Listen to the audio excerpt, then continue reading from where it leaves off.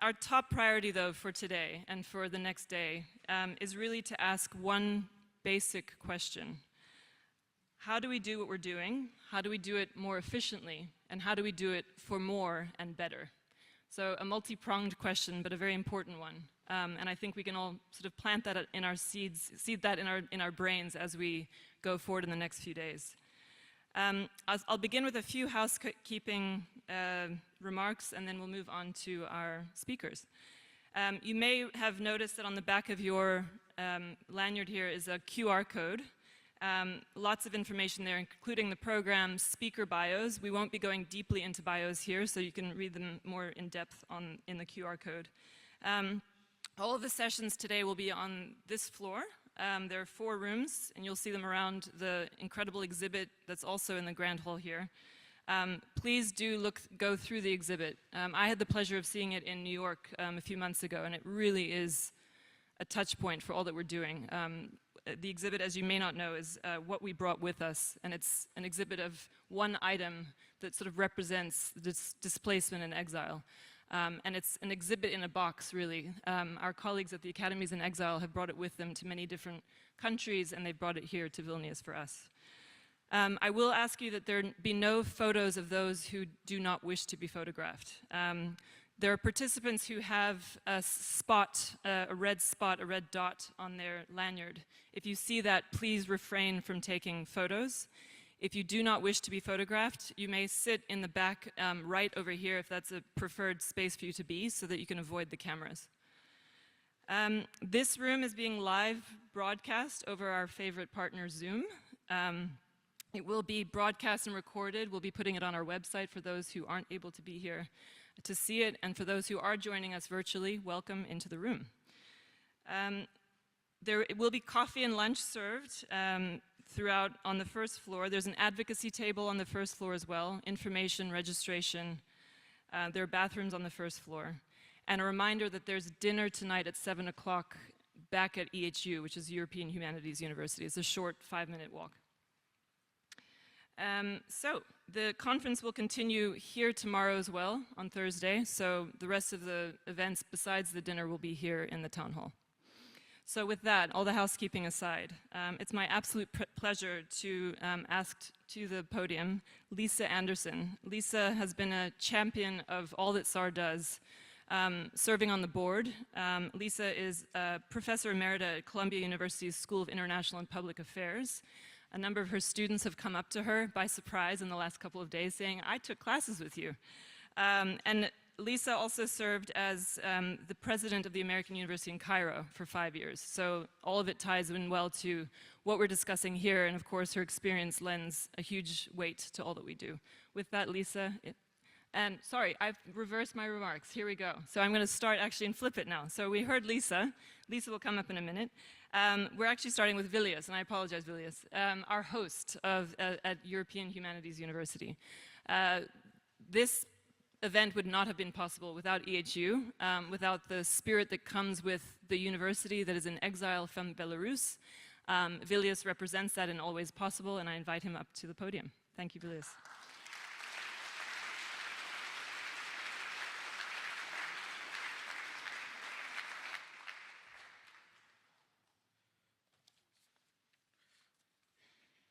I will have a short speech, so I will try not to take very much time, but ladies and gentlemen, dear guests and scholars from around the world, welcome to the 2024 SAR Congress co-hosted by the Scholars at Risk and the European Humanities University.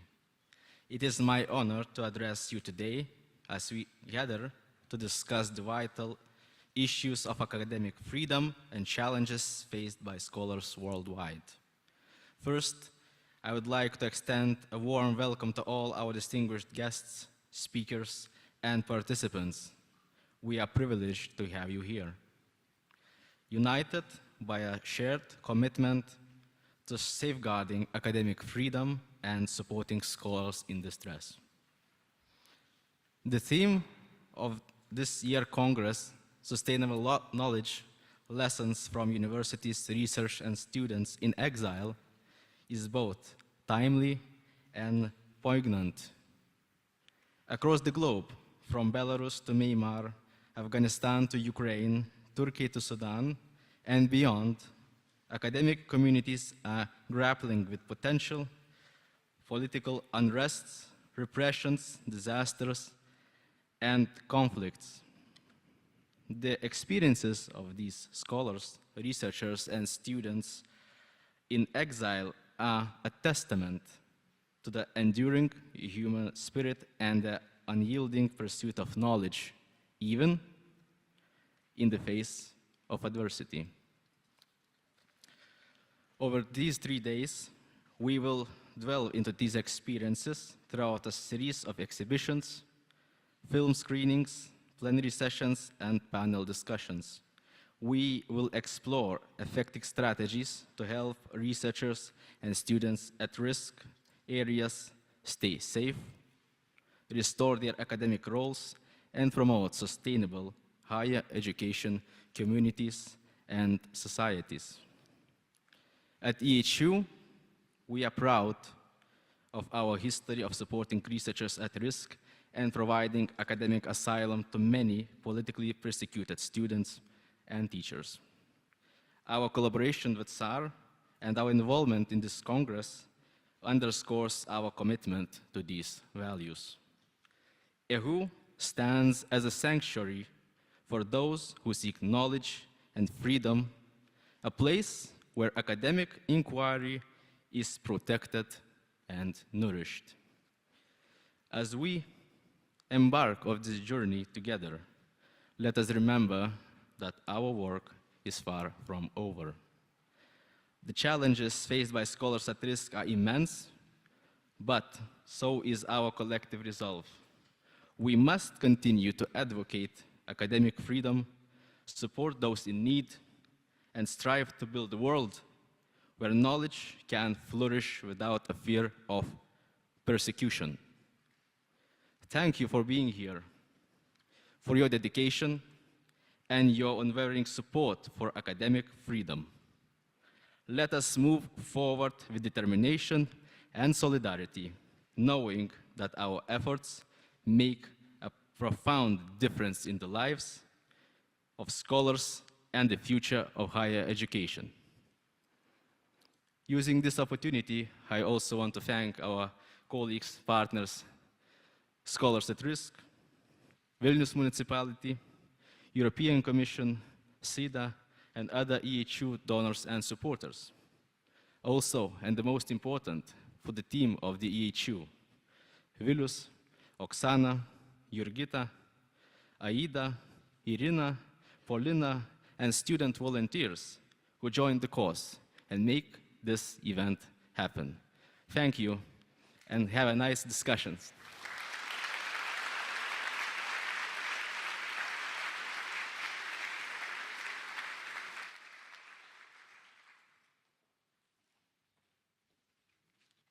Thank you, Vilius, very much, and I apologize for flipping the script. I welcome to the stage Lisa Anderson.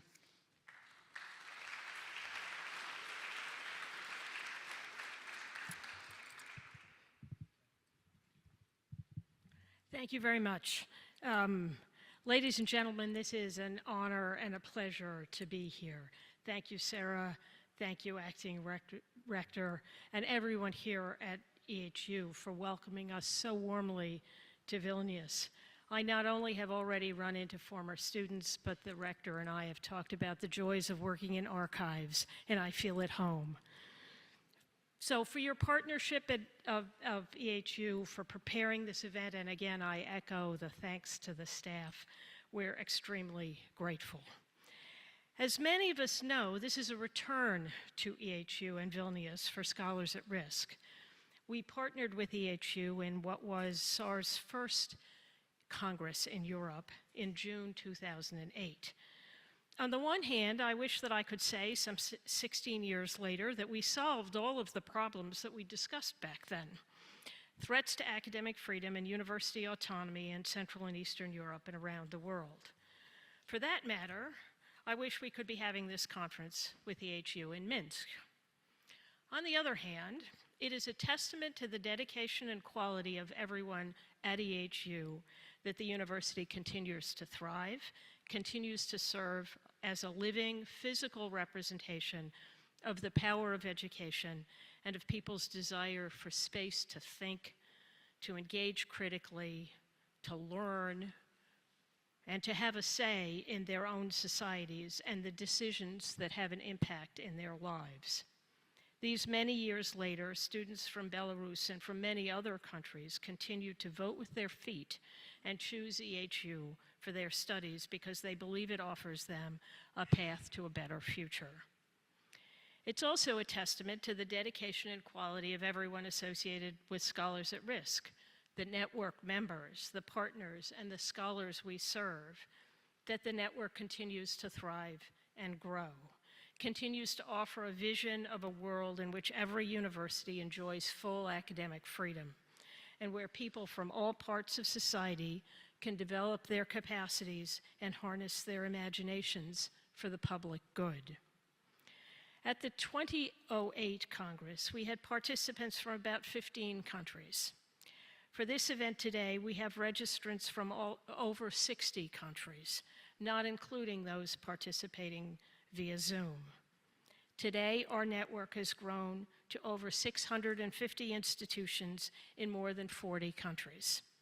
We all, Scholars at Risk and our wider community of national and global programs, are doing more to help more scholars than ever before. We've raised the visibility of the problems of attacks on scholars, students, and universities, and for better or for worse, we will be discussing that over the course of the next day and a half. We've begun to see positive results by many in higher education and in many states and some multi-state actors, including the European Union, the Council of Europe, the OAS, and the UN. But as you all know, as well as anyone, the challenges remain enormous. The crises seem to be growing larger and more frequent. So that we gather here now under this frame of lessons to see what we can learn from our responses to past and current crises, whether Belarus or Iraq or Syria, Turkey, Yemen, Ukraine, or Gaza. Our hope is in part to strengthen our current approaches. We have already learned lessons. But I hope we can do more than this. I hope we can draw out lessons of the present and past, a serious examination of what we could do better, what we could do differently, more actively on a larger scale, both so that we can help more people in more institutions, but also so that we might increase protection and decrease the number of scholars needing our help. We will have succeeded when there's no one else to help. We are, of course, particularly focused on the conflict in Ukraine, not only for what it means for the people of Ukraine and Ukraine's research and teaching sector, but for what it means for other countries in the region, including Belarus and Lithuania, and indeed what it means for the world. And we are focused on the horrific situation in Gaza and need everyone's help in devising strategies that will help ensure the future of scholars and higher education there, not least because they will be absolutely essential in rebuilding. SAR's Executive Director, Rob Quinn, who will be with us tonight, always says that his favorite part of the job is the people, the scholars and practitioners we work to assist, us. The representatives of the network member institutions who go out of their way to create opportunities for them, the partners from parallel programs and those working in our advocacy and learning projects, the donors whose counsel and material support make all of this possible. And obviously, I agree with him. It really is an extraordinary community of people sharing goodwill and common purpose, seeking a better future.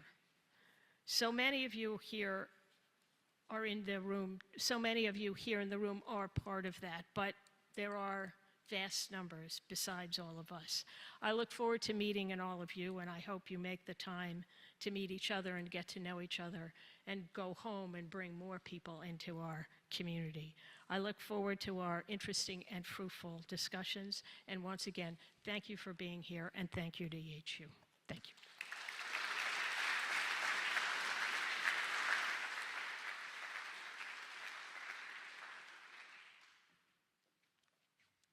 Thank you, Lisa. So I'd like to now invite our panelists up for the next panel, Lessons from the Founding of the European Humanities University.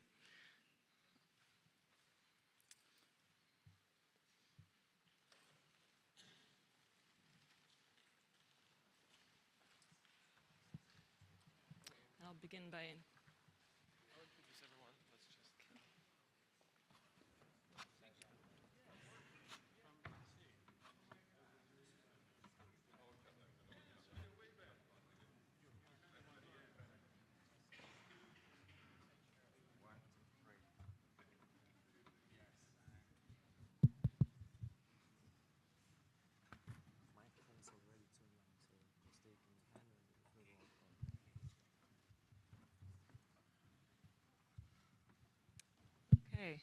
if I may just begin by introducing Maximas Milta, who will be chairing our panel today, moderating today. Maximus is a country director of the Reckoning Project based in Kyiv. He leads the project's work to collect testimonies of Russian war crimes and ensure accountability of perpetrators. He's been very involved in SAR's work, continues to be involved in SAR's work, and is very connected to EHU as well. So with that, Maximus, over to you. Thank you very much. It's a pleasure to be here. Welcome, everyone. My name is Maximus Milta. I'm a graduate of EHU class 2013. I did my major in cultural heritage. I'm excited and honored, in fact, to be here to moderate this outstanding panel. And there are so many questions, in fact, I'd like to ask my panelists, and I realize that we are so short on time, so I'll try to do my best. And of course, we'll try not to compromise on the quality of discussion, but we'll try to make it concise. But before we proceed and before I introduce my fellow panelists, I'd like just to share something with you from the days when I was still a college student at EHU. I recall that basically what I was told, that 20 years ago, this time, 20 years ago when EHU was still doing its admission campaign in Belarus and Minsk, trying to recruit students to bring them in for liberal arts classes and programs that it was offering, the slogan of the program, of that campaign was EHU, the other future. And the promise was that by immersing yourself to critical thinking, free inquiry, creativity, liberal arts, education, that was something completely unprecedented in Belarus. Ironically enough, indeed the future has become very different for EHU, yet counterintuitively again, despite spending these 20 years in exile, I believe, despite all of the challenges, all of the obstacles, all of the suffering and inevitable losses that were experienced during the time, there were so many openings that EHU has identified. There were so many ways how EHU has become able to amplify its impact by being in exile. This is very counterintuitive, but I think today we'll try to shed the light on that. What does it mean to be a university in exile? And these individuals, on the right from my hand, they've been crucial at different iterations of EHU's work, at in different roles and different capacities, and we'll try to shed the light on that. When I was a student at EHU, my professors told me that EHU is not just a way of thinking, it's a way of life. EHU is a certain way of life. It's like your DNA that you cannot sort of get rid of. It's something that determines your picture of the world as you have it, and I'm grateful to EHU. The work I do these days in Kyiv by bringing perpetrators to justice is possible because at EHU I realized that you can make no compromises on injustice. And this is what is there at EHU's mission, in my opinion. You cannot compromise on injustice. You cannot compromise on authoritarian attempts to undermine academic freedom, the right to education, right to teach, and right to do arts, which is important as well. Now, without any further ado, this panel today, and I'll introduce distinguished speakers one by one, are incredible. Founding Rector Professor Mikhailov has been a teacher from day one. It is his energy, his intellectual inquiry, his vision of EHU that made university possible. And it's great to have you here today, Professor Mikhailov. Next, after Professor Mikhailov, sits Dr. Jonathan Fanton, who has so many affiliations and heads that it's really hard to identify the most relevant one, because all of them are relevant. Dr. Fanton is a member of the EHU's board, as he's a member of board of SAR. But most importantly, at the time EHU was forced to shut down in Minsk and found a way to re-emerge itself, he was the president of MacArthur Foundation that made it possible for EHU to not only survive but to thrive. we have Dr. Žygimantas Pavilionis, who is a chair of Seimas Foreign Affairs Committee, who's been a loyal friend and supporter of EHU from day one and remains so in different capacities, both previously as ambassador of Lithuania in the US and now as one of the most prominent members of Lithuania's parliament. Mr. Horton Beebe-Center is chair of EHU's GAPO, General Assembly of Part Owners. He is president emeritus of Eurasia Foundation that has also played a crucial role at EHU's learning curve and continues to play his vital role at EHU. And last but not the least, Associate Professor Liudmyla Ulyashyna, who is not only professor of law and chair of the Senate of EHU, but is perhaps one of the most dedicated members of EHU's faculty who dedicates all time her intellectual inquiry and efforts to make sure that the efforts in human rights defense, the efforts that deal with providing help and assistance to those who experience challenges from authoritarian regimes make possible. So this is a panel for today, and I'll start, of course, with Professor Mikhailov. And 20 years ago this time, EHU was forced into exile. Nevertheless, humanities stands not only at the core of EHU's name, but humanities remain at the core of EHU, what EHU is doing.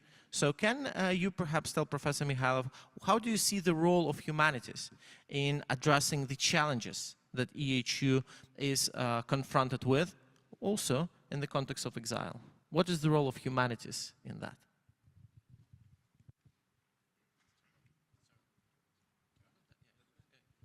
Hello? Hello?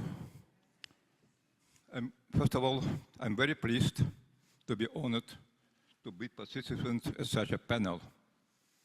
And I'm very pleased that this year Scholars at Risk meeting takes place here in Vilnius. Back to the question of Maximas. And if we are supposed to, as it is indicated in our program, to learn lessons from universities, we have, I think, taken into account what is going on around the world. Once again, readdress the issue of education in our present-day reality. In too many cases, we speak about education as a possibility of transmitting fixed knowledge within framework of disciplines.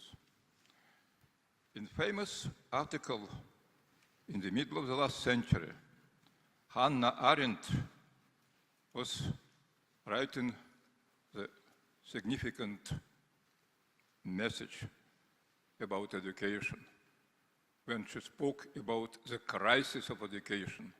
But in German version of the same kind of article, education is translated even not Bildung in German language, which is a little bit more emphasis on something what Maximas was speaking about life. But Erziehung, it is something like upbringing.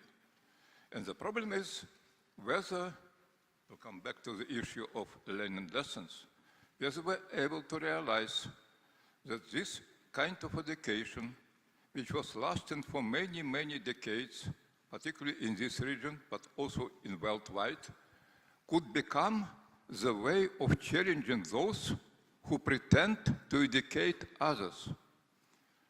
The problem is that education means not simply just relying on certain kind of fixed knowledge, but it has to possess certain kind of transformative power, which means undoing certain kind of customary, sedimented ways of seeing things and our behavior.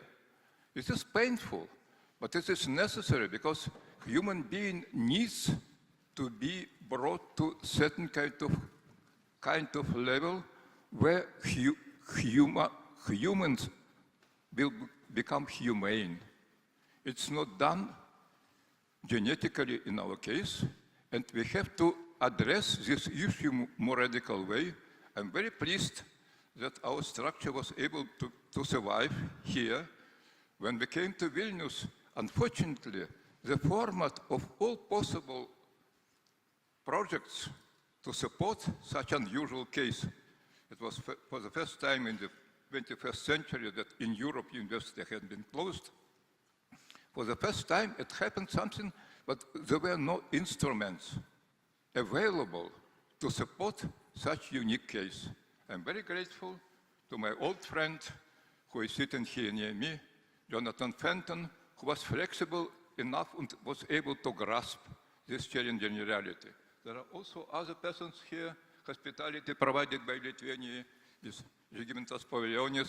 There is also Horton, Beebe-Center. And I think without such kind of persons, we will be not able to exist now. Thank you for all of you and for those who were able to allow to continue our activity. Thank you for your attention, and I'm very pleased to be here today.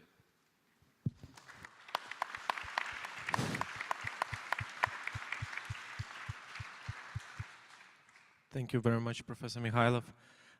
Dr. Fanton, Professor Mikhailov just mentioned the crucial role you played at the time, but indeed, the resurrection of EHU, in the most profound sense of the word, resurrection, as we're able to witness today, and it continues so, would not simply be possible without the way how the MacArthur Foundation was able to intervene and support EHU.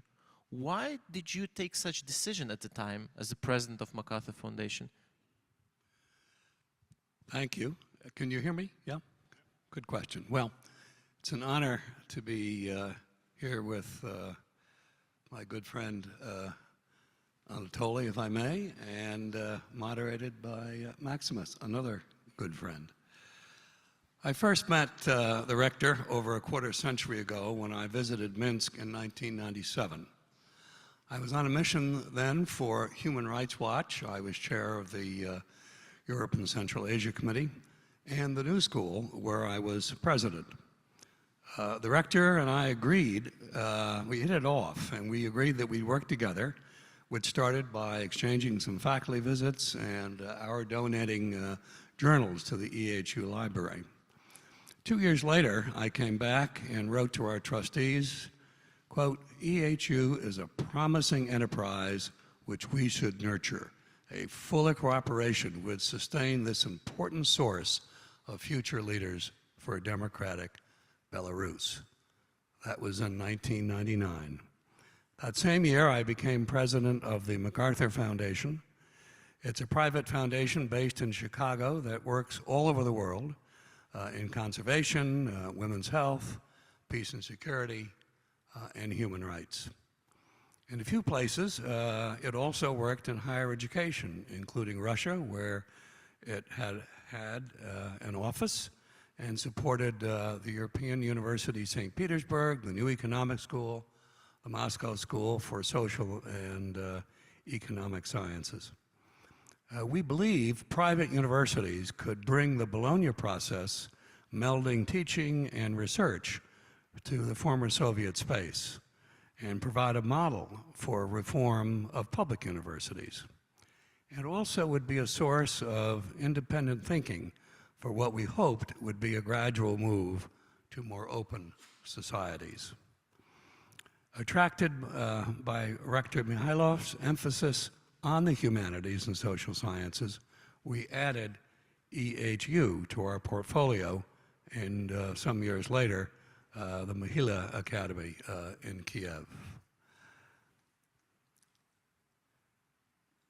We made our first of many grants to EHU, which ultimately totaled nearly $5 million over the years. But one of the most important helped EHU relocate to Vilnius.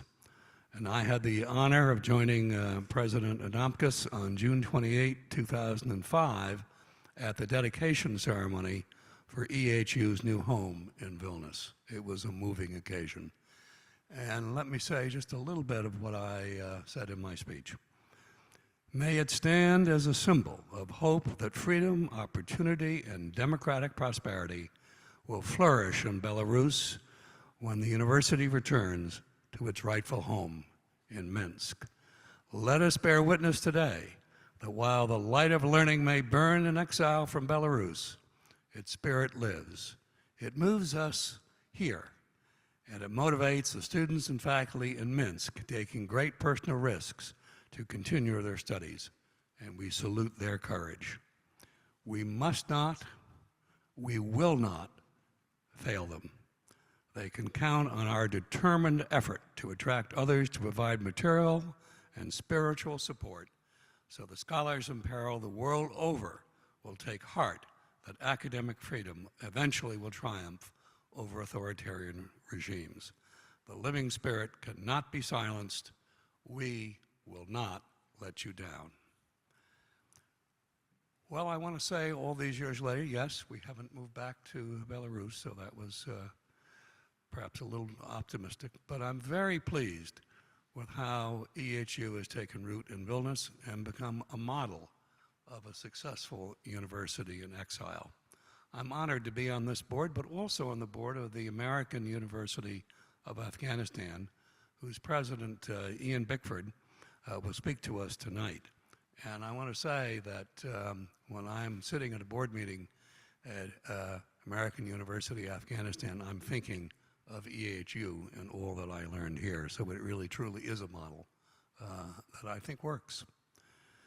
Training in the humanities and social sciences is critical to personal development and the capacity to lead in the public, private, and not-for-profit sectors. In addition to a lively curriculum, EHU nourishes faculty research through hubs like the Center for Gender Studies, the Center for Constitutionalism and Human Rights, and the Laboratory of Visual Studies. Universities in exile are a beacon of hope for their home countries. I had the privilege of meeting a group of current EHU students on Monday, and my spirits were lifted. I was greatly inspired, and I said to myself, every dollar that MacArthur has invested in EHU was well invested. They are studying the humanities, law, political sciences, and more. They are grateful for the opportunity EHU has afforded them and optimistic about their own futures. And they have plans. One will do graduate study in economics and return to Belarus.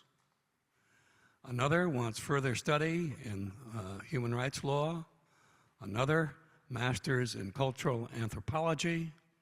And yet another in human rights and wants to help Belarus from afar. And yet another wants to stay here at EHU for a master's degree, then get a PhD in Germany. And another at EHU wants to return to Belarus. So the ability to have a lively campus in Vilnius and online education training a rising generation to lead in Belarus is really important and reaffirmed by my interaction with students and faculty. I'm an historian, and I believe in the cycles of history, even if those cycles are long. We must not give up. I believe the students of this generation trained here at EHU will help create and lead a democratic Belarus in their lifetime. Lithuania, the EU, the Nordic Council, private sources like MacArthur and Carnegie have invested their money wisely, and that's an example I hope others will follow. I thank you.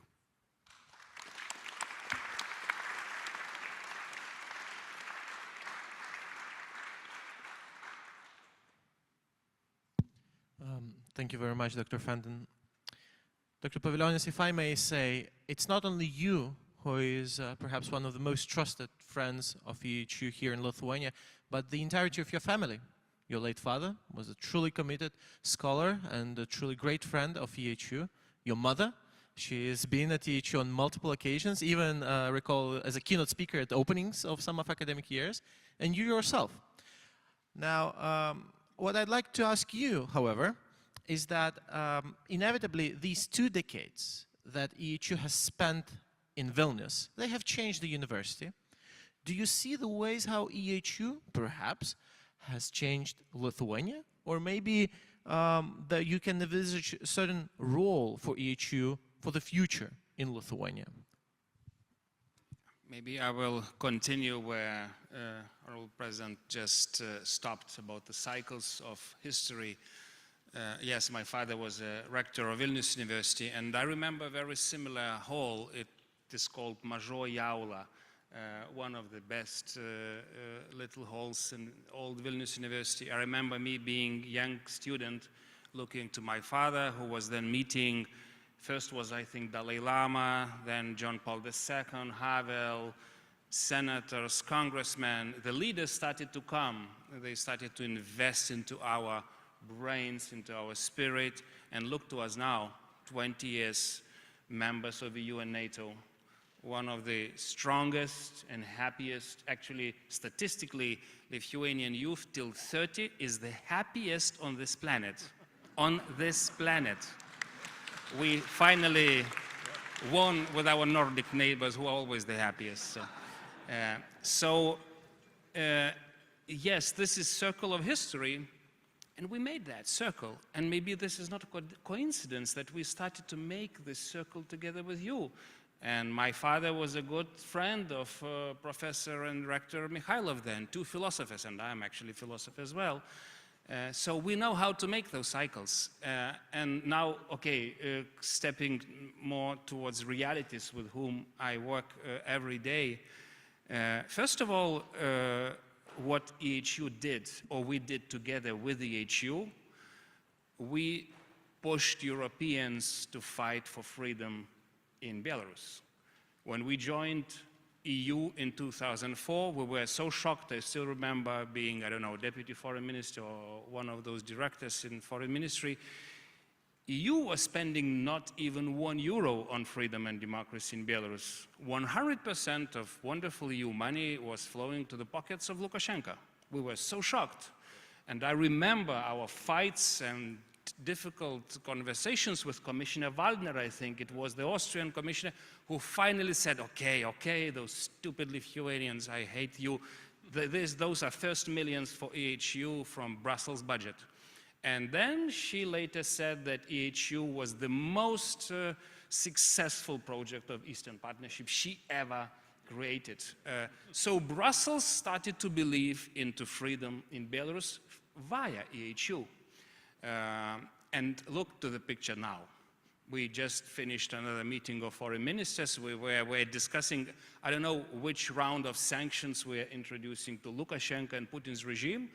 All our money now goes only to democratic side. We are still thinking how to isolate the regime that was, well, 30 years ago financed by Europeans and other nations. So that's a big change. Another big change, historical change, and we're speaking with historians also here, was yesterday. Yesterday, Ukraine started accession talks with European Union.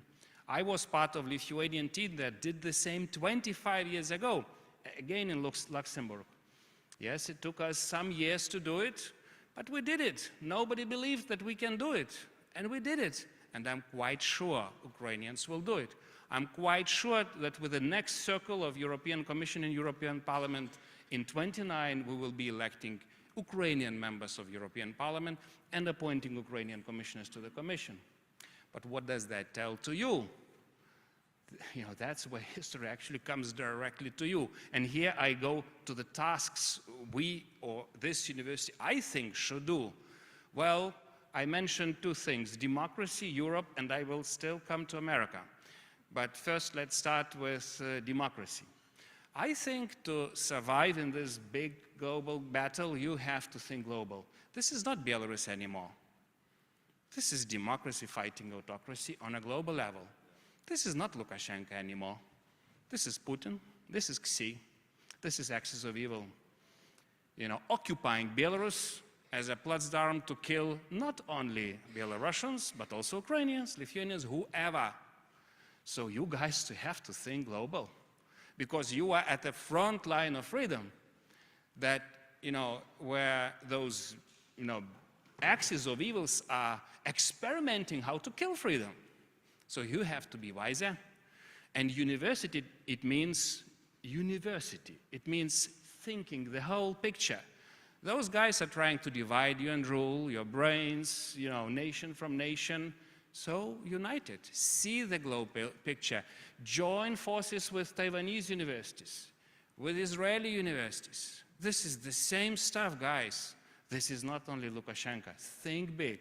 Second, little more regional task, train your people for accession to European Union and NATO. That's my third part. Let's start with Europeans. You know, in Ukraine today you have about 1,000 people directly involved into accession talks and preparing the country for membership. I was part of that team. Well, we are not so big. We, I think, have maybe 200 people in Lithuania to do it, but we did it. This is possible. This is so inspiring to kill the Soviet viruses in your body and to open it to freedom. Oh my God, you feel it, you know. Actually, you can actually do it with them, you know, but doing it with your own body. So train European, you know, people, train even more people who will fix every stone, because every stone will have to be fixed. And actually, Belarusians will do it quite quickly, because we lived with you for 1,000 years at least. We know that you are as educated, as workaholic, as crazy as us. So you can do it. Yes, you suffered the most after those occupations, but we know your spirit. For me, Belarusians, they were the most European nation in the East that I knew. And then let's go to America.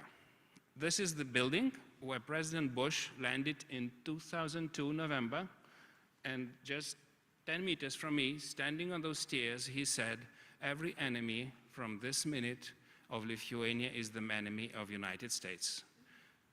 I'm so happy that Europeans finally made a geopolitical choice. I was not happy to look to your revolution that was very romantic, like in those Hollywood movies, but not real.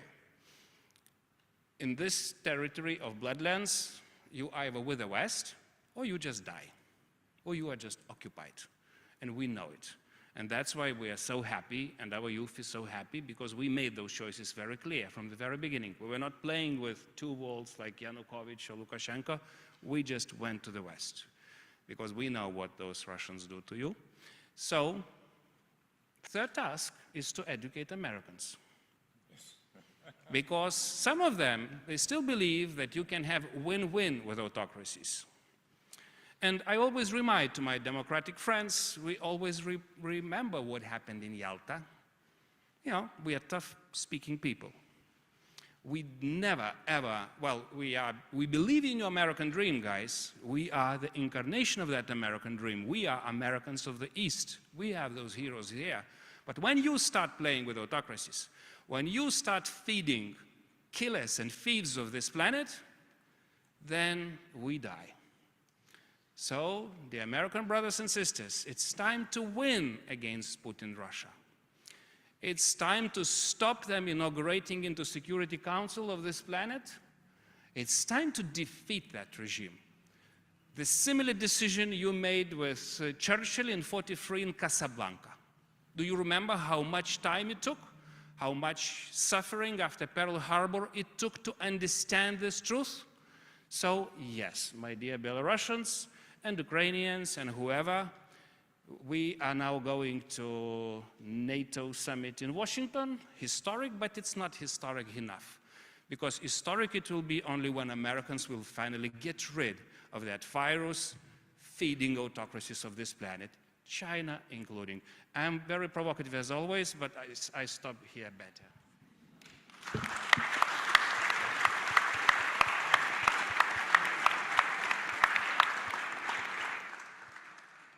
Thank you very much, Dr. Pavilionis. I've seen you more provocative shapes. I mean, I think it was all right. So, but I can totally agree with everything you're saying. So thank you very much, and for the support and friendship that you extend to each other throughout these decades. Now, let's make zoom out for a moment. And we've been hearing so much about the university in exile. Exile is perhaps the most frequently mentioned word here in this room so far, and yesterday, I guess. We always talk about EHU as a university in exile, every now and then sometimes we do comparisons and references to the university in exile that emerged at the New School in 1930s as the graduate faculty that hosted refugee scholars from then Nazi Germany. So university in exile is a crucial element of EHU's identity.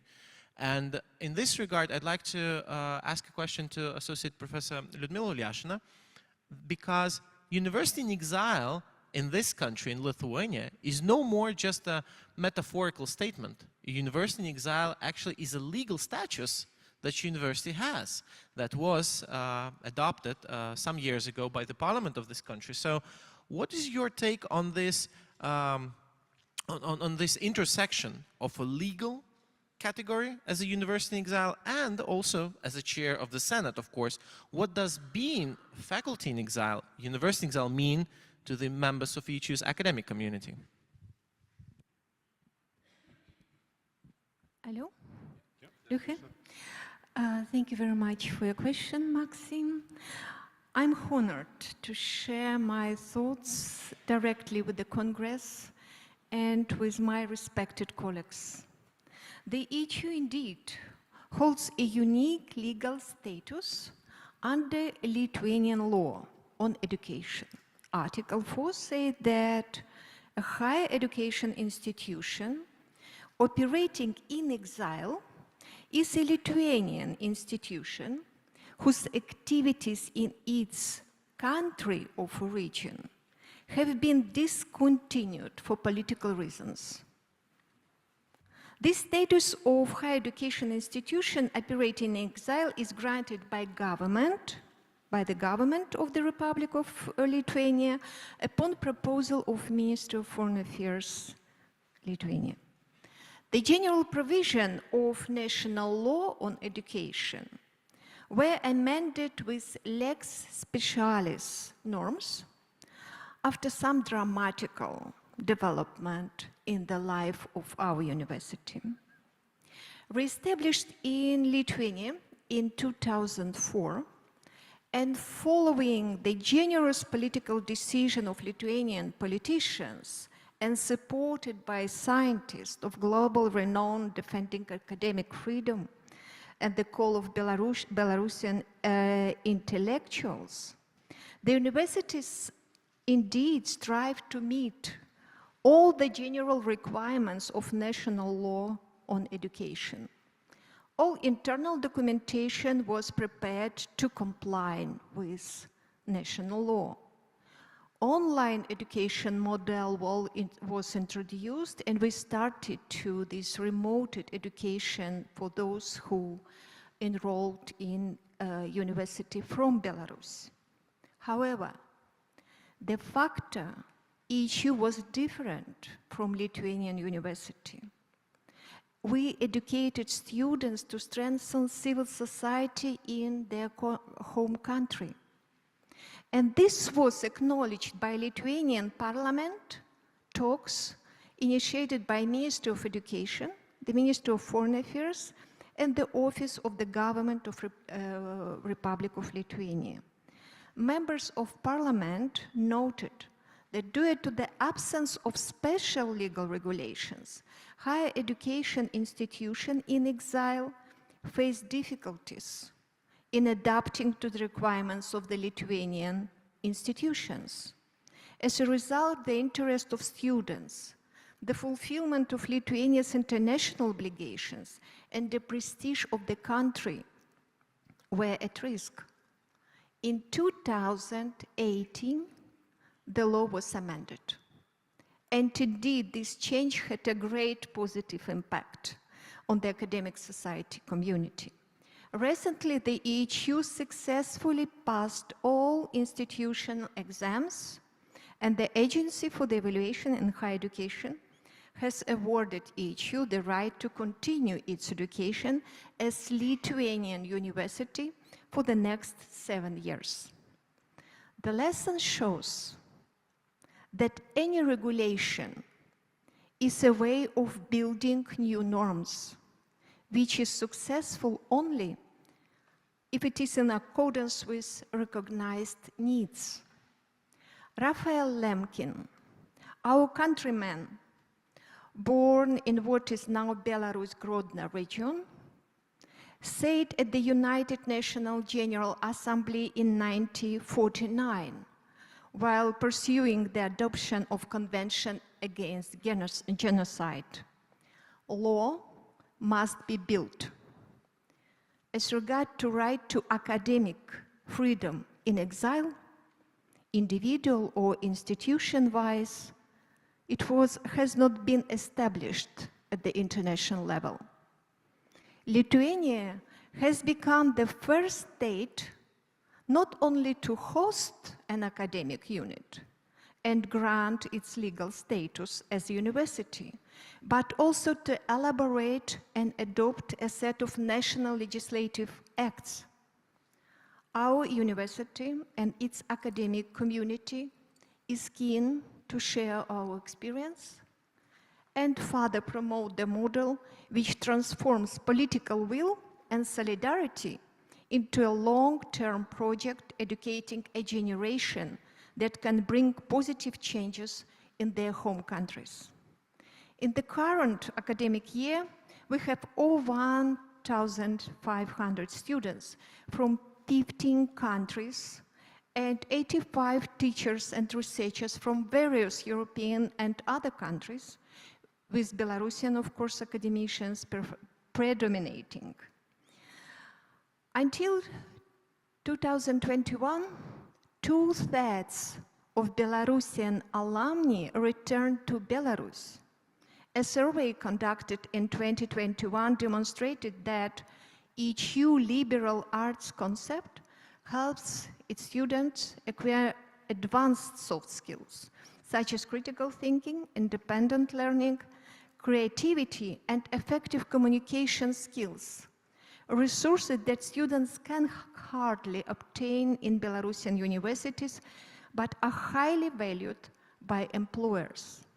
Today, the world, including all European countries, faces military, political, and economical threats that force people and education institutions from the entire region to seek asylum, to save academic freedom.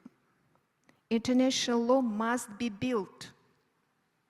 As 20 years ago, there is still a deficit of international recognition of academic institutions in exile. The disappearance of academic freedom due to the rise of non-democratic states is a global problem. Human rights and freedoms, including academic freedom, though formally recognized in some international legal instruments as universal right, requires national implementation, which must be specific and concrete when it comes to asylum seekers. It will be much easier for academic society and national democratic states to reestablish and host a university in case their activities in the country of origin have been discontinued for political reasons, but if there is international legal framework. The Scholars at Risk Network is a great initiative and successful, huge project. Perhaps it's force advocating for adopting an international legal framework for universities in exile at the international level, whether in Europe or globally. The recent democratic decline is not unprecedented. The world experienced waves of autocraticals during the 1930s and again during the Cold War. During those times, people nevertheless actively resisted and later successfully advanced democratic changes, brought them to the new levels. The EU academic society has a sense of responsibility to maintain the space for institutional academic freedom created in 2004 in Lithuania. We face new challenges, but we're keen to share the lessons learned, highlighting the role of democratic state, contributing to a legal framework, saving academic freedom. Let us do it together. Thank you.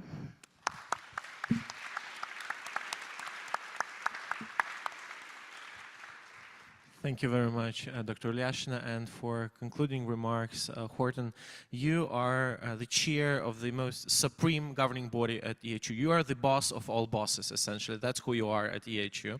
So therefore, you get the supreme question, the most overarching one. But seriously, back at the Eurasia Foundation, you were covering not only Belarus. Eurasia Foundation worked worldwide, including particularly in this part of the world as we are.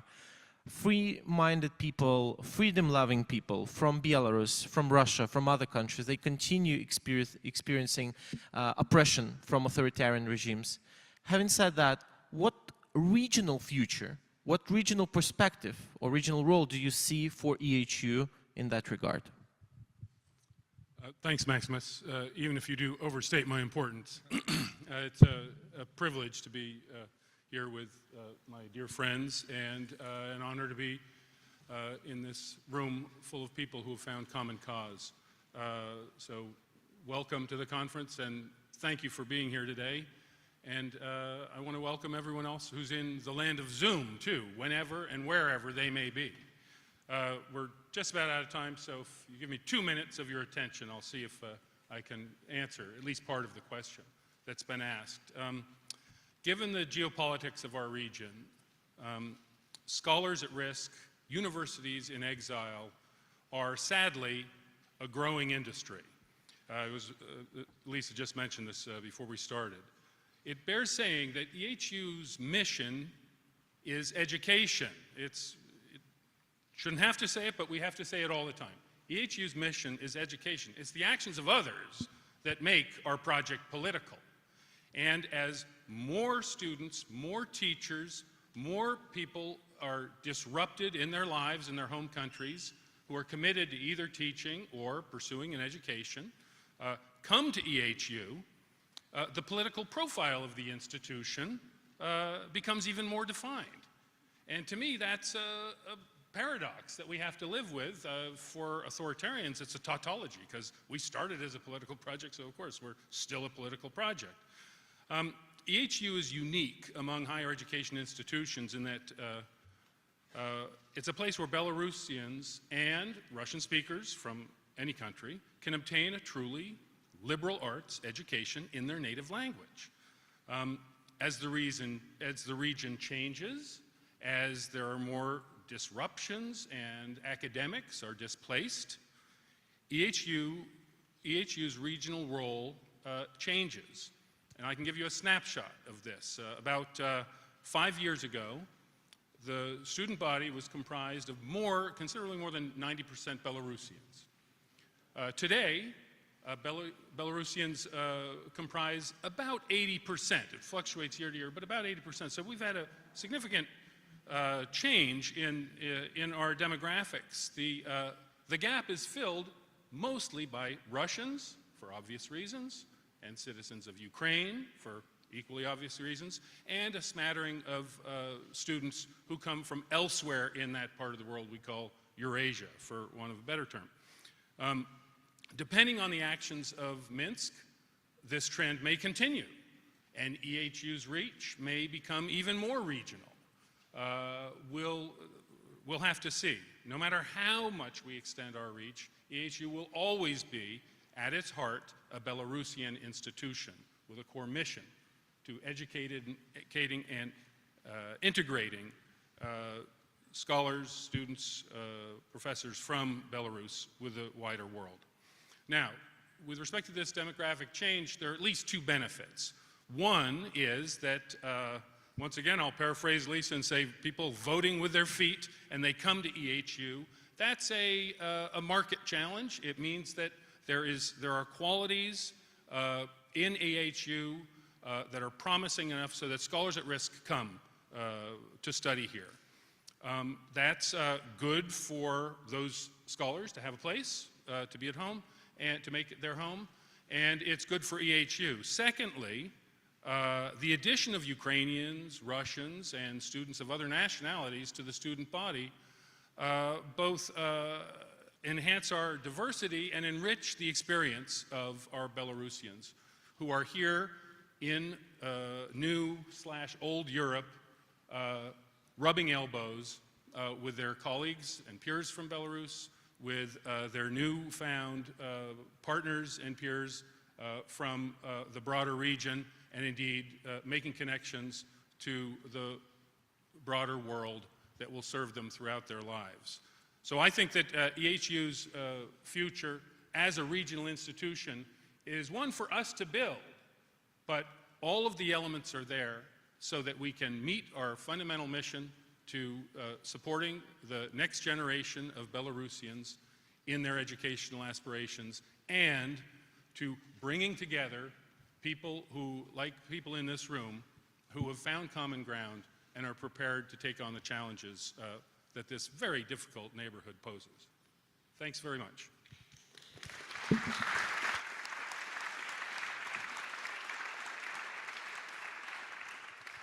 Thank you very much, Horton. On that note, I want to thank this brilliant, outstanding panel for sharing your insight, for sharing your lessons learned, and for sharing your word of encouragement with all of you.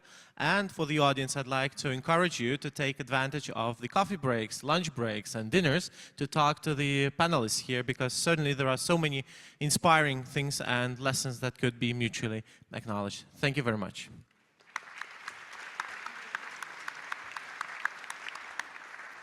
And in the continuation of lessons from Afghanistan will resume here at 2:15. So there's a short break to move to different rooms if you choose to for the other panels on the conference.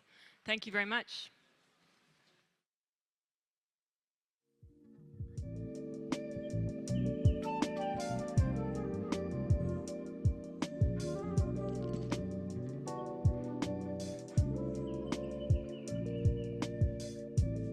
There will be more coffee and more breaks, so you've not missed out entirely.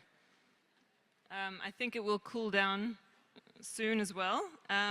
We'll move on to the next panel, more lessons, these lessons from Afghanistan. And it's my pleasure to introduce Egemen Özbek from the Academy in Exile, where he serves as the academic coordinator. Egemen has been deeply involved in supporting scholars, journalists, cultural producers, artists of every variety coming from around the world to Germany, where they're finding safety and continuing their work. Egemen, I'll pass the microphone to you to take this panel forward. Thank you very much. Thank you so much for welcome everybody for coming this afternoon. It is hot, I know. I will try to be quick.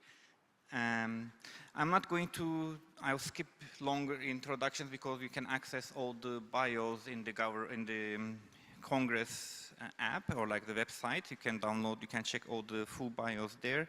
We are going to start with Professor Fanton, who is a professor of peace and conflict studies and provost and vice president of academic affairs at American University of Afghanistan. So we will start with Professor Fanton, and then we are going to move to Dr. Farangis Datvar-Spanta, who is my colleague at Academy in Exile. So she is the academic coordinator for the Afghanistan program. And then we will move to Professor Mortaza Mohiki, who is an assistant professor at the Faculty of Humanities, Sports and Educational Sciences at the University of Southeastern Norway. And then, last but not least, we are going to listen to Homaira Fayez, who is a PhD candidate pursuing a degree at the Department of Architecture and Technology at the Norwegian University of Science and Technology. So without further ado, I will open the panel. And Professor Fanton, thank you so much for being here.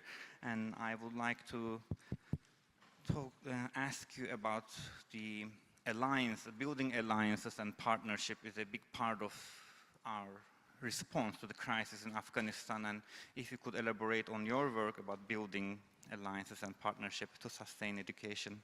Thank you. Thank you very much, and thank you for organizing this panel and to the hosts for having us here today. So it's my pleasure to be here amongst Afghan scholars and students and allies to not just universities in exile, but also scholars and students. What's really, to me, important in this particular conference is that for the first time, we are allying three components that cannot be dissociated from one another. And it is the intersection of institutions, scholars, and students. When a scholar is displaced from their home institution, they leave an academic community, they leave an ecosystem, and very often they also leave their own status. We've seen after the events in August 21 in Afghanistan, many of our distinguished scholars and colleagues moving to other parts of the world and being hosted by universities and from a very generous perspective, being hosted from what we call in French the perspective of déclassement, which is a downgrade. So an associate professor becoming a teaching fellow, becoming a postdoctoral fellow. And from that perspective, you know, working on sustaining institutions and also higher education ecosystems means that our colleagues, as they are displaced, are able to be to retain their academic dignity within this displacement, and that's something incredibly important, and which is why, you know, building partnerships and alliances is also important. The same occurs for students. Being displaced from an environment and going to an academic environment of high quality is not devoid of a sense of loss. The loss of a curriculum, the loss of an academic environment that led them to also learn about their own history, their own culture, and I think that, you know, from that perspective, again, thinking about, you know, all those elements together, institutions, students, and scholars, is the only way to address displacement and the issues of universities in exile. So the lessons learned that we've had in August 21, and I'm going to just touch a little bit on it because it gives the context for this alliance that we have built later on.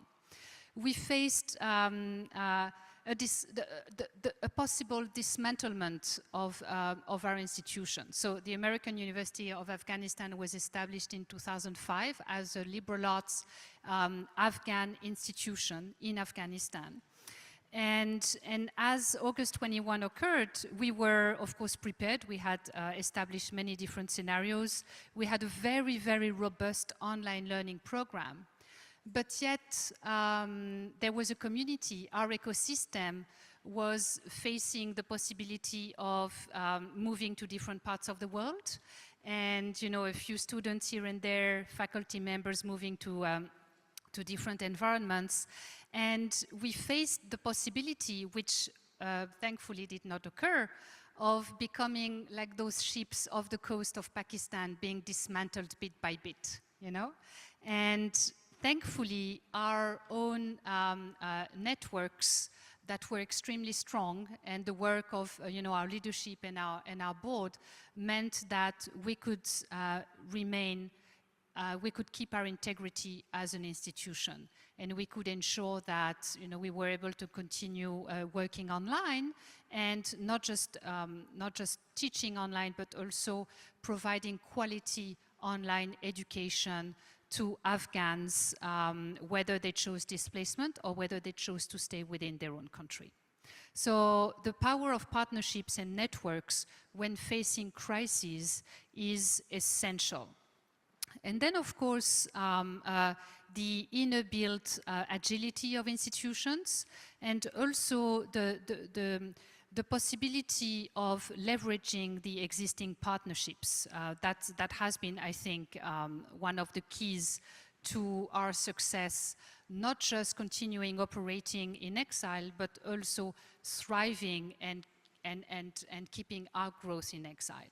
So as we've been blessed with the possibility of continuing our operations, we have thought about the wider ecosystem, higher education ecosystem in Afghanistan.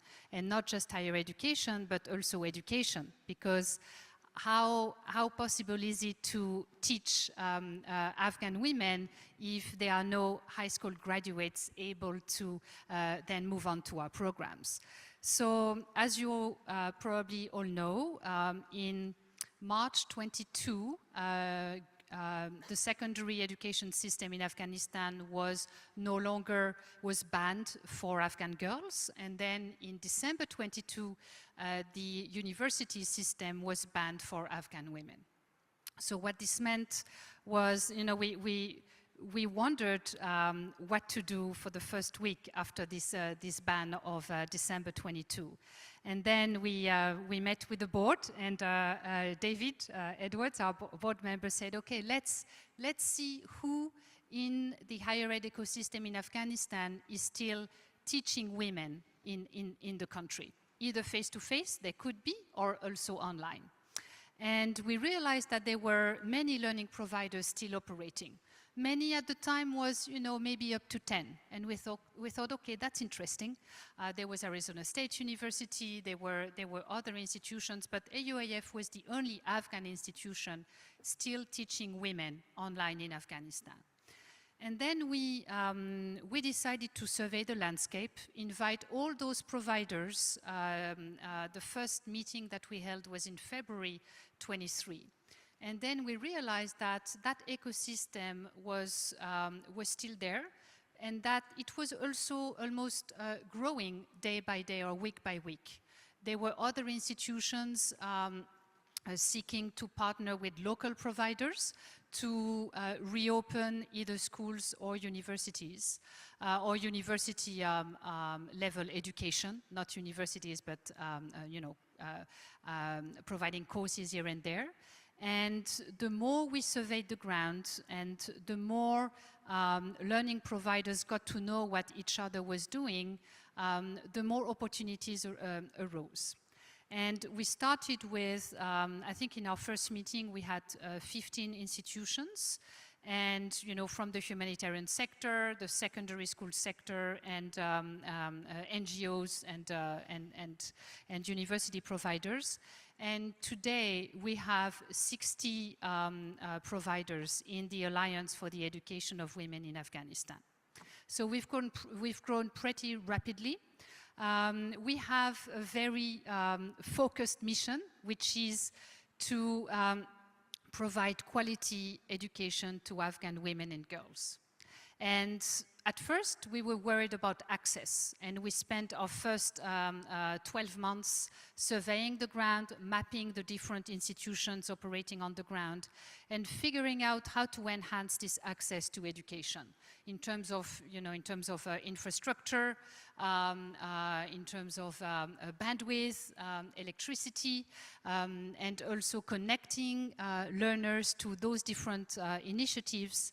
And then this year, we met again in Doha, Qatar, and we've been focusing on quality. So not just access, but making sure that the time that women and girls are investing in that window to the outside world on a daily basis is actually quality time, and is going to provide them with the choice, with the possibility to make their own choices for the future, either to go into the workplace or to continue their education later on. So what we've decided as a group, not all 60 institutions were in Qatar, but a sizable amount of them were there, and we've decided to adopt some common quality standards.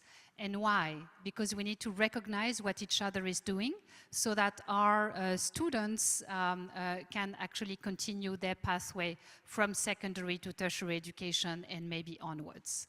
And what's really important as well is that, you know, there is a Ministry of Higher Education in Afghanistan. However, that ministry, well, banned access to women. So we virtually needed to re-establish our own infrastructure and our own legal and quality infrastructure in order for us to still provide that recognition to the girls choosing to study either online or face-to-face, because there are also places in Afghanistan that still provide face-to-face education.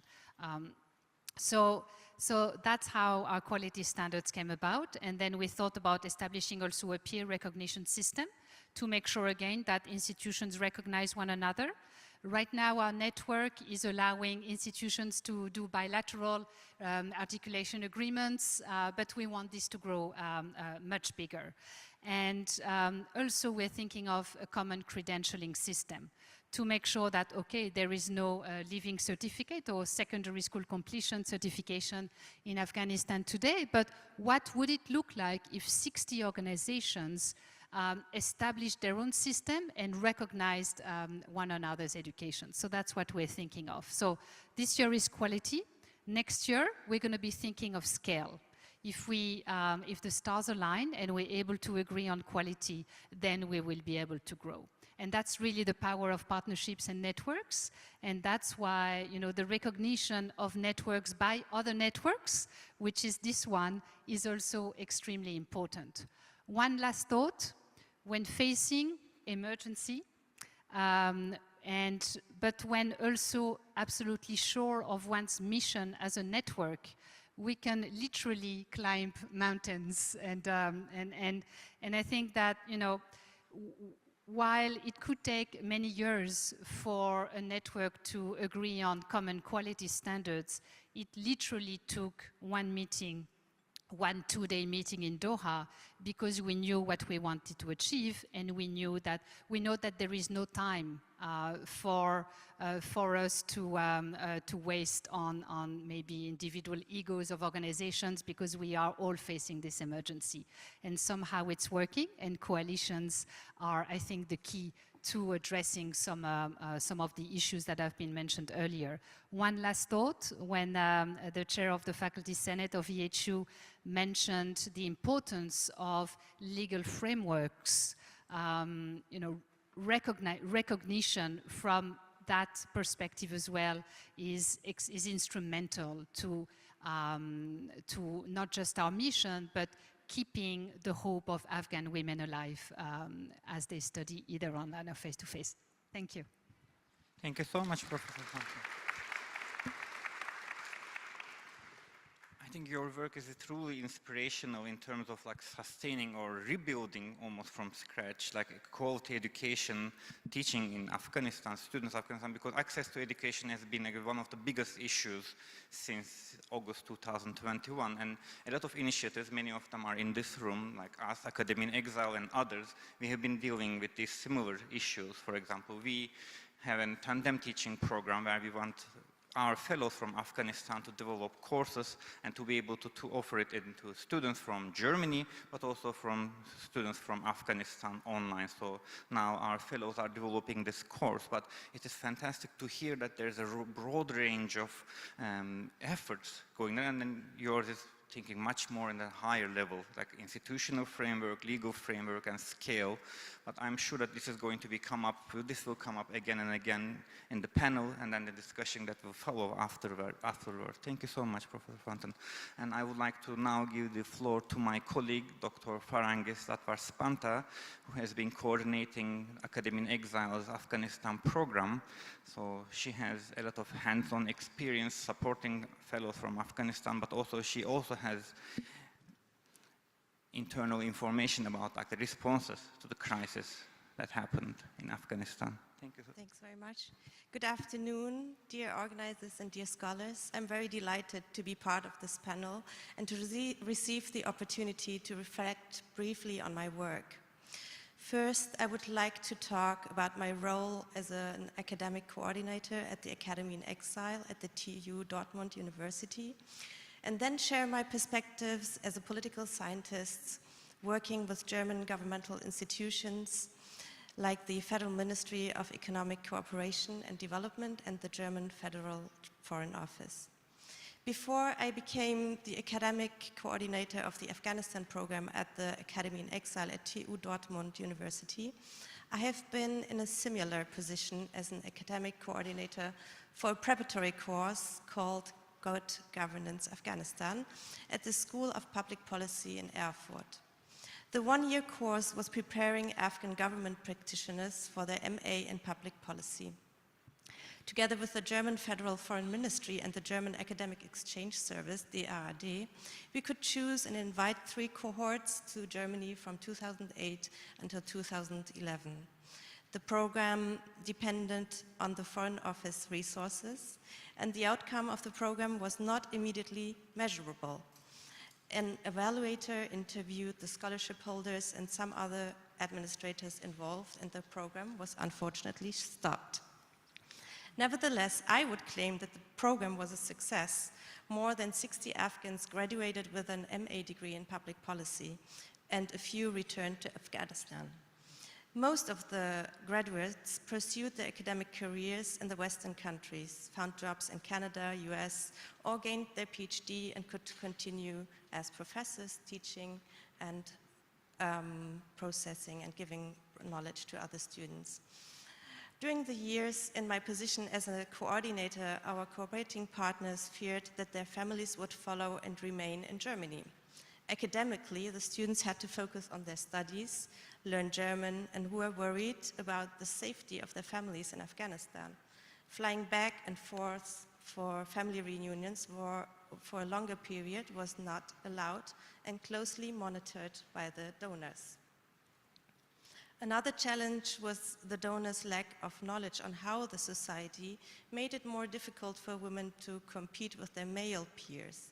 We succeeded in implementing unofficially a positive female quota in the cohorts. Positive discrimination was not really openly conducted by the donors. Female academics caught up with their male counterparts and used any opportunity for their career advancement. Despite the funding challenges, the work was rewarding for me as an academic coordinator because I could see the improvement of young generations from Afghanistan year by year, and they used their newly gained academic freedom for their country's progress. One educated student could inspire, teach, and help their entire family and a wider range of relatives. I do not think that an evaluation could measure these qualities which evolve over years and generations. For this reason, it is difficult to prove immediately the success rate of investing in education with government stakeholders. Lessons learned from the Afghanistan program at the Academy in Exile in Dortmund. At Academy in Exile, we currently have 9 fellows from Afghanistan, and hopefully one more will join us shortly. The major challenges we faced are the German government's bureaucratic hurdles for Afghans to apply for a visa. The German embassy closed after the Taliban took over Kabul, and our fellows had to apply for the neighboring countries, had to apply for visa in the neighboring countries like Iran and Pakistan. Receiving an appointment and a visa is made systematically difficult for our fellows, future fellows. A large number of applicants would like to apply for a visa, but fast visa services should not encourage too many Afghans to come to Germany. That's obviously not my view. In the third countries like Iran and Pakistan, Afghans are systematically discriminated. There are high costs for housing, they have difficulties in receiving and extending their visa. Additionally, the Afghan embassies in Iran and Pakistan have been handed over to Taliban representatives, and some Afghans have to apply for new documents or verifications of existing documents. This can raise additional issues for family members who are left behind in Afghanistan. This power imbalance for Afghans is increasingly worsening due to the political relations between the Pakistani government and the Taliban regime. The Pakistani government uses the Afghan refugees as a leverage to put pressure on the Taliban authorities to take stronger measures against terrorist infiltrations along the border and against the Tehrik-e-Taliban Pakistan, who are hosted on Afghan territory. Some of our fellows who were lucky to be listed on as former employees for German organizations as human rights activists and scholars had a chance to receive an appointment earlier. They had passed the security clearance under federal admissions program for Afghanistan, but had to leave Afghanistan to the neighboring countries on their own risk. Task forces for the evacuation of these persecuted Afghans are in place, but only reachable via email. Inquiries or questions on the application status cannot be raised to anyone in person. In Germany, we help our fellows to pursue their academic research and to get connected to other researchers in their academic field and to possible supervisors. We established a wide range of network of professors, representatives of foundations, lawyers, persons who specialized in mental health support for refugees, and university administrators who are showing solidarity with our fellows and support to them. Staying in dialogue with decision makers on supporting Afghan scientists, artists, human rights activists, and journalists is essential. I would like to briefly draw a picture of the cooperation in my former position as a PhD candidate at the Free University Berlin and later as a senior researcher at the Bonn International Center for Conflict Studies.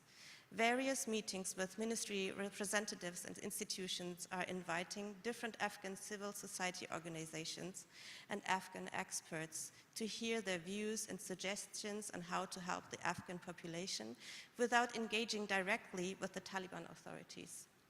The platforms are genuinely drafted as trusted and open spaces to share opinions of past mistakes and to discuss how to overcome the dilemma of non-engagement with the Taliban but helping the Afghan population. What became vividly apparent is the shift of the political and financial interests to other departments and world regions. There is still a lack of voices from Afghans inside Afghanistan. Usually trusted scholars who are well connected to the governmental institutions and foundations are repeatedly invited and heard.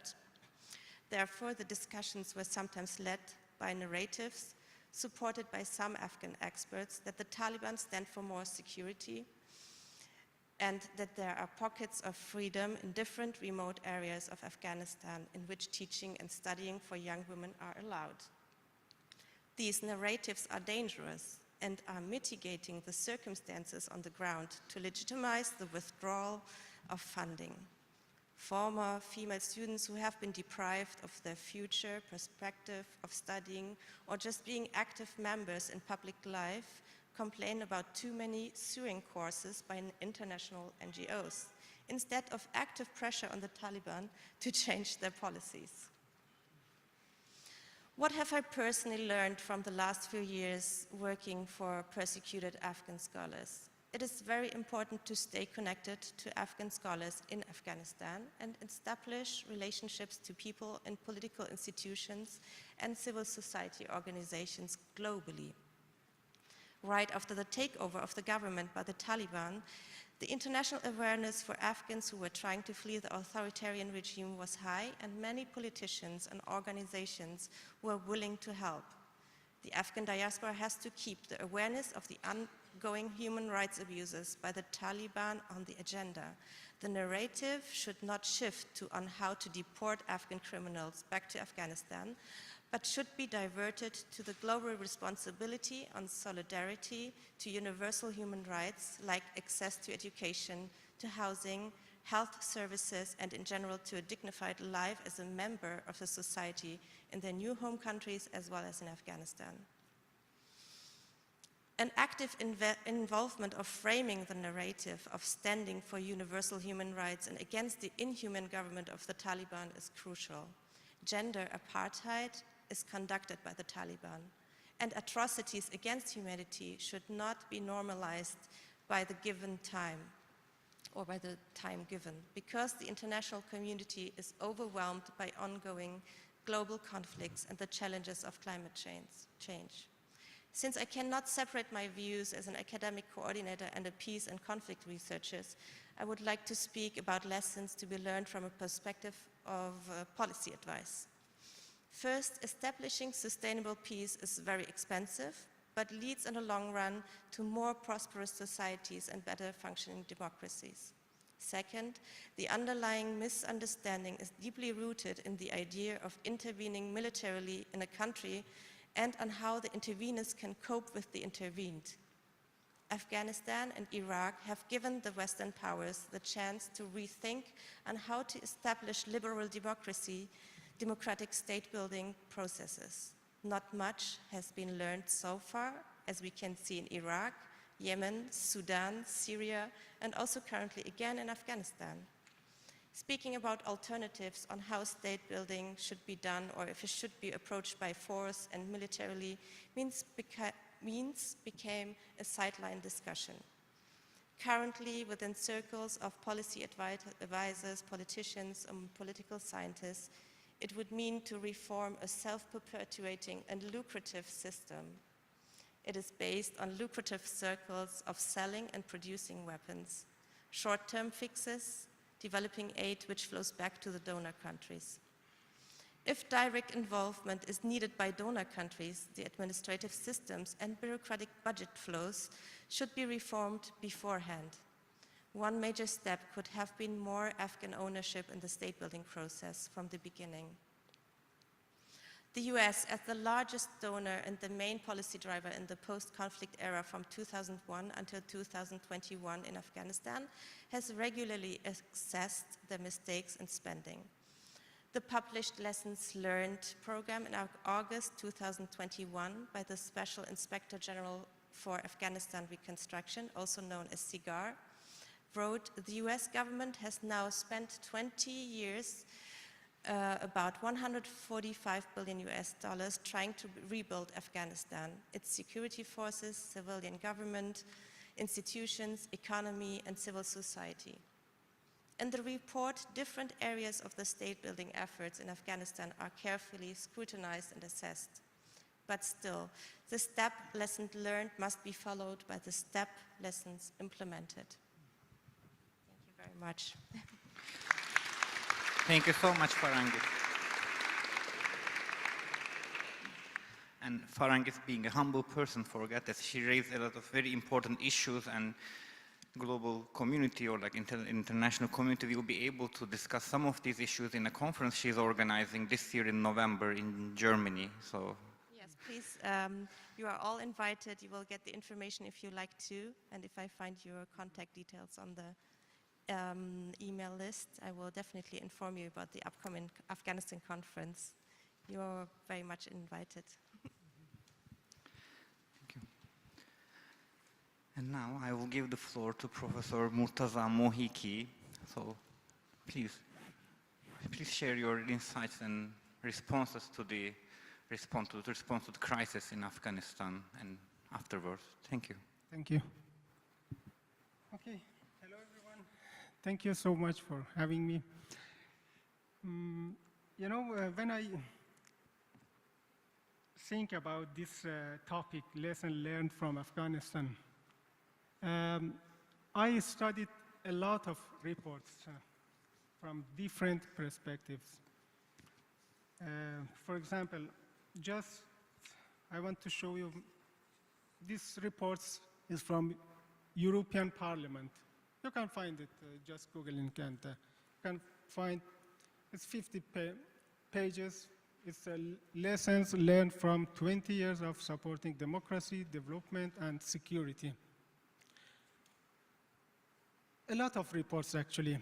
But most of them, I can say almost 90% of this, talking about political and militarian aspects.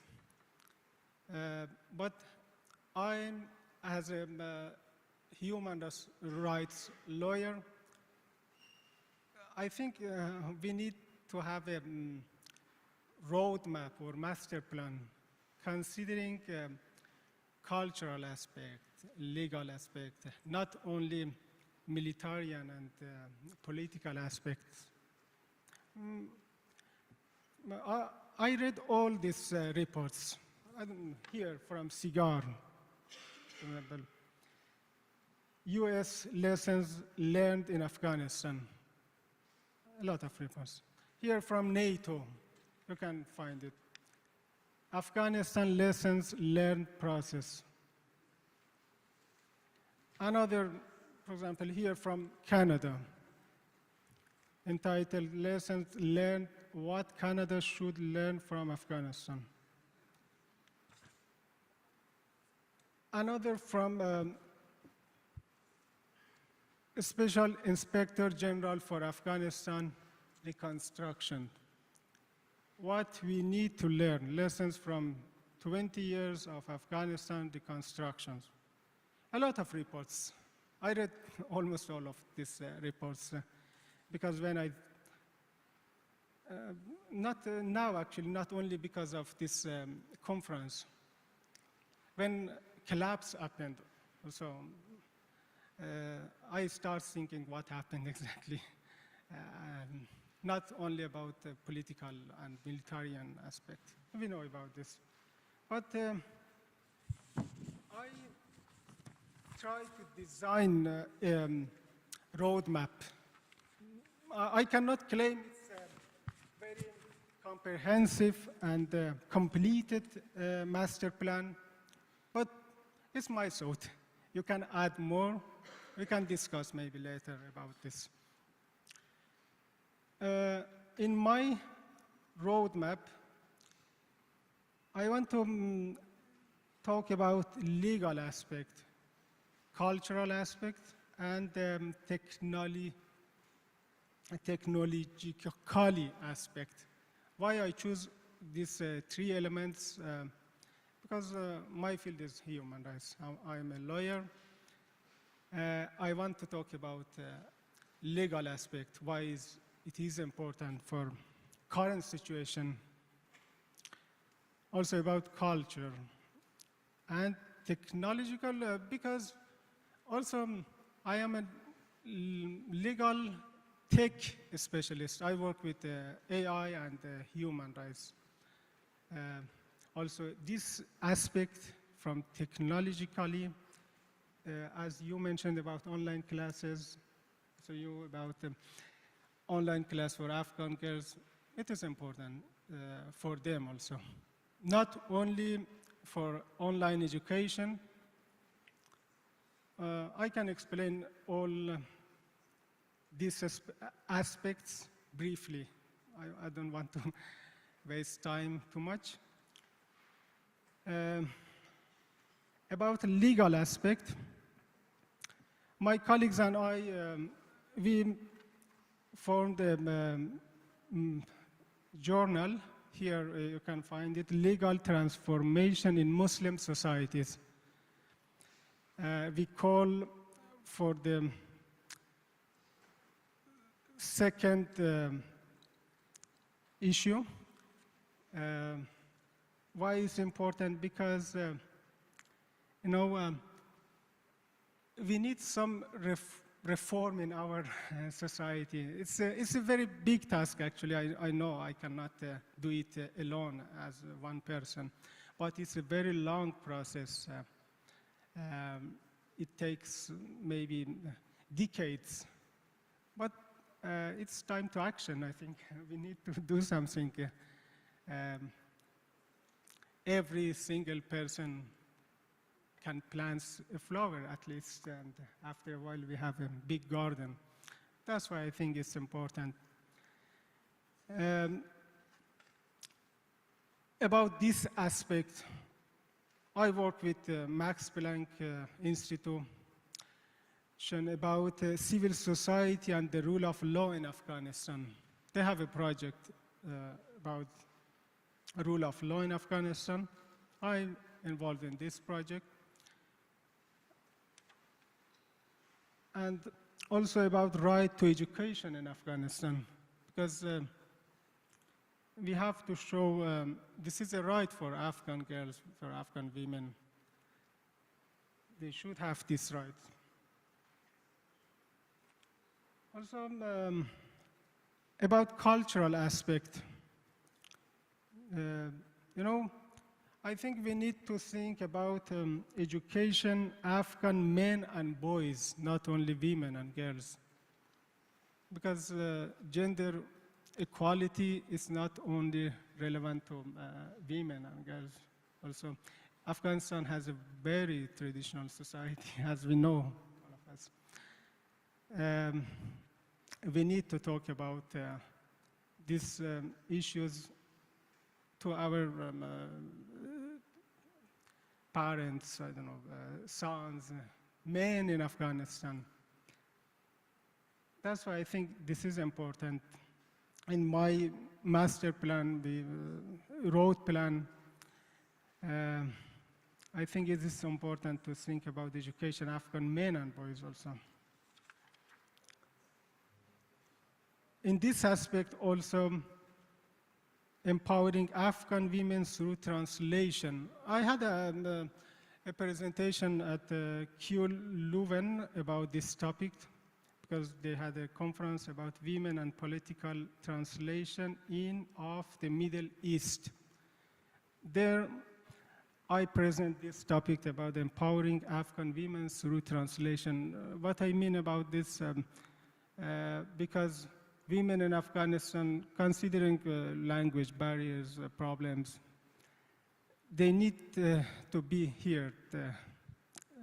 We need a voice from them. That's why through translation from them, we can spread this idea. And about technological aspect, because it is very important now, we live in a digital era, digital moments. That's why we need to think about this aspect also. Also, my field is as a legal tech specialist. I think about this. Also, I'm involved in some online platform as a volunteer. So I'm a part of research group at the Center for AI and Digital Policy in Washington, D.C. We work with this topic. And considering this aspect, technological aspect, I think we have a lot of potential to think about that. For example, 4 weeks ago, I had a presentation at the University of Pécs in Hungary about digital global, digital inclusive innovations, how we can promote human rights and the situation in Afghanistan through digital innovations. I claimed in this article we have a lot of opportunity, not only about economic, improving economic aspect. For example, we can give some cash money, e-cash money, it's another things. But we can have a lot of digital initiative for them, like online classes. It's a part of this.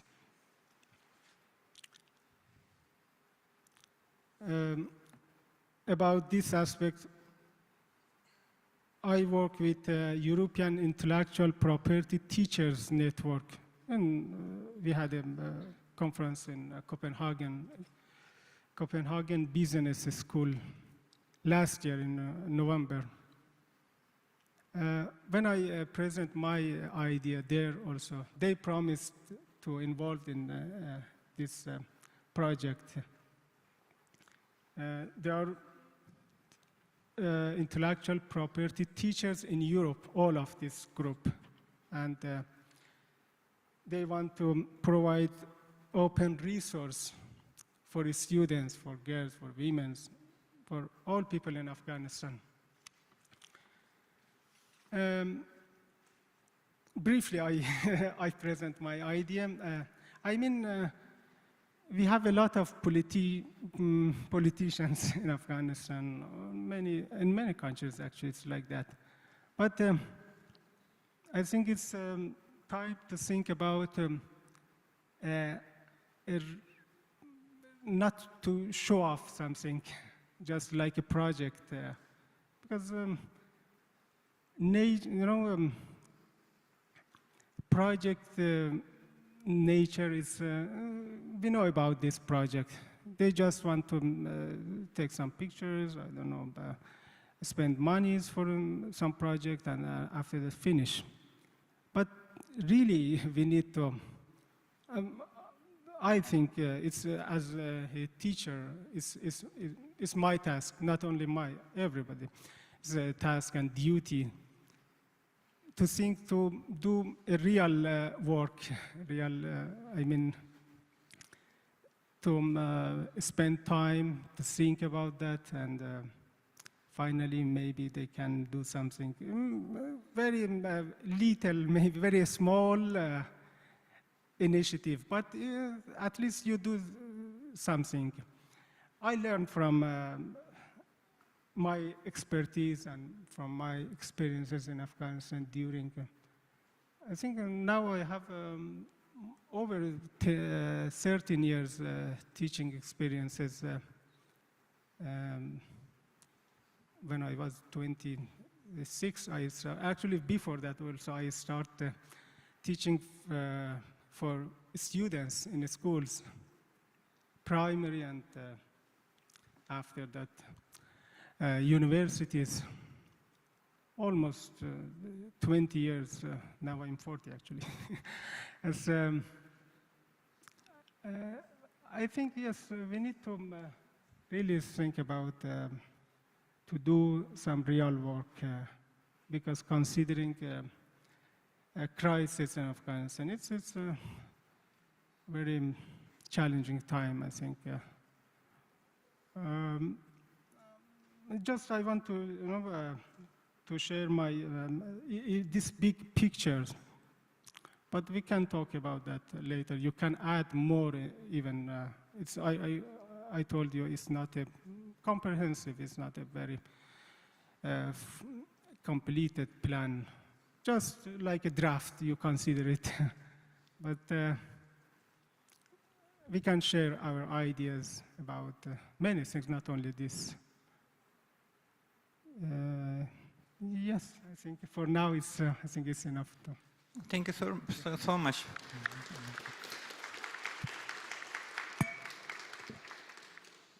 What you said in some extent connects with what we have discussed yesterday in the workshops, in the scholar and practitioner workshops, right?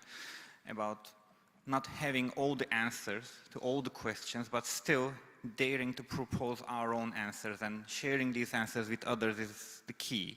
And it also connects to what Farangis said about like the Afghan ownership, about the transformation and what will come next, right? So people like you, you have to come up with these ideas, with these roadmaps, with these master plans, and it has to be discussed internationally, like locally, internationally, and globally. So this is how we can able to collectively set stones for the future. And it also ties with building alliances. You said like this is an individual thing, individual plan. Yes, of course, it's always individual, like everybody doing their work individually, but at the same time, it gives us the possibility to connect, to bond with others, trying to do similar things in terms of educating students in Afghanistan, whether they are still in Afghanistan or they are outside or in exile or in diaspora.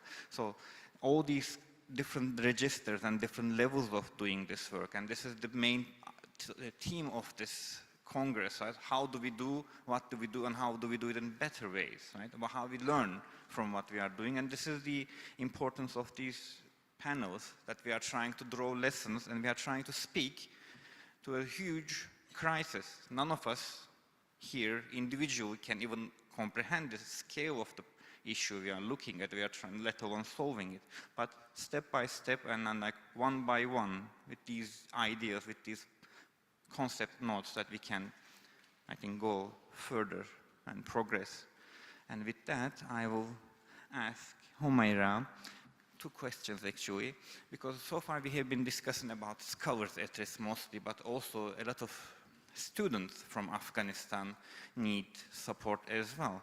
And especially since the Academy in Exile launched our call for applications, for example, we changed our definition of who is a scholar. Because if usually we have our fellows are at the postdoctoral level. But if we put the PhD as an eligibility requirement, there will be a huge gender imbalance, and we will be doing a huge injustice to situation in Afghanistan, right? So that's why we change our definition, and then we put that whoever is working at an higher education in Afghanistan, we will count them as scholars. Because we realized quickly after discussing with our network partners that a lot of people in Afghanistan were able to teach as a lecturer, as a professor, without a PhD degree. And the representation of women, female scholars will be higher. So that's why we changed, we adapted our criteria. But with that, we received a significant number of Afghanistan fellows, and many of them want to continue their education in Germany or somewhere else. So how would you evaluate the answer or response to the needs of the students from Afghanistan to pursue further degrees? And the second question is related to that. Gender has been like in this room always, I guess, like the intersection of all the other problems. But crisis is experienced in gender terms, but is also resisted in gender terms as well, right? A lot of initiatives and a lot of women and female students are trying to still get educated, right? So how do you see these efforts from Afghanistan students, female students, women and girls, trying to continue their education? How can we support them better? Thank you. Yeah. Hello, everybody. It's a pleasure and at the same time an honor being here and talking to you all excellencies. I would like to pinpoint directly to the question that I have answered. I prefer not to discuss the background, what's going on. Regarding to the help that we can build to support the students in Afghanistan. Well, no one can deny that SAR is doing an amazing job by supporting scholars and even discarding their qualitative assessment if you are not being a PhD and still being qualified that they provide you like assistance and evacuate you from your situation that the professor in Afghanistan are at that condition. It is really appreciated. But let's not forget the real situation of Afghanistan, what is going on at the moment. What is SAR is doing, it's amazing, but it's individually oriented act. What is going on in Afghanistan, it's not a matter of who feels what. It's not a few people. It's a matter of collective problem. Half of the population are facing these problems, it's gender discrimination, gender apartheid. The system is corrupted. We need to orient our help to get the more out of what we are providing. We need to talk about efficiency and efficacy at the same time. So from my perspective, I would like to touch on 3 aspects. First of all, we need to consider the context of the problem. We need to consider the nature of the problem and at the same time the scale of the problem. Let's talk about the context. What is happening is in Afghanistan. All the socio-political connection to the world is disconnected. I have an experience of my students from home last year. We worked a lot that she find a scholarship, and she went with a load of hope to the airport to depart and coming to her new world, to her new hopes, to her new home. But you know what happened at the airport? The airport police denied her departure because a male guardian was not attending her. It's a pity. It's the real situation. We need to be realistic. So the problem is well, it's very obvious. And at the same time, the nature of the problem. Before the problem is becoming like an education sustainability problem or academic problem or even a social problem, let's not forget, it's a political problem. Afghanistan is a huge political crisis. A lot of, I'm so sorry, shitty things has been happened to the country that who suffers at the end, it's the local people. It's me and people like me who are suffering. I'm so grateful of the opportunity that I have, but I really wanted to be here. Maybe I would prefer my old life, my traditional life, the way that I was hanging with my friends. I was going to university with my friends. I was so happy with that life, you know? Sometimes it's not so attractive coming to the Western world. I do appreciate that, but at the same time, we I was happy. There are a lot of people that has been happy in their life. In Herat University Engineering faculty, we were 9 female faculty members. That 9 of us are like spread in the different parts of the world. We were hoping and we were scoping to build a good future. We were hopeful of having and developing our university. But now what? We have nothing. We are desperate of very, very basic things.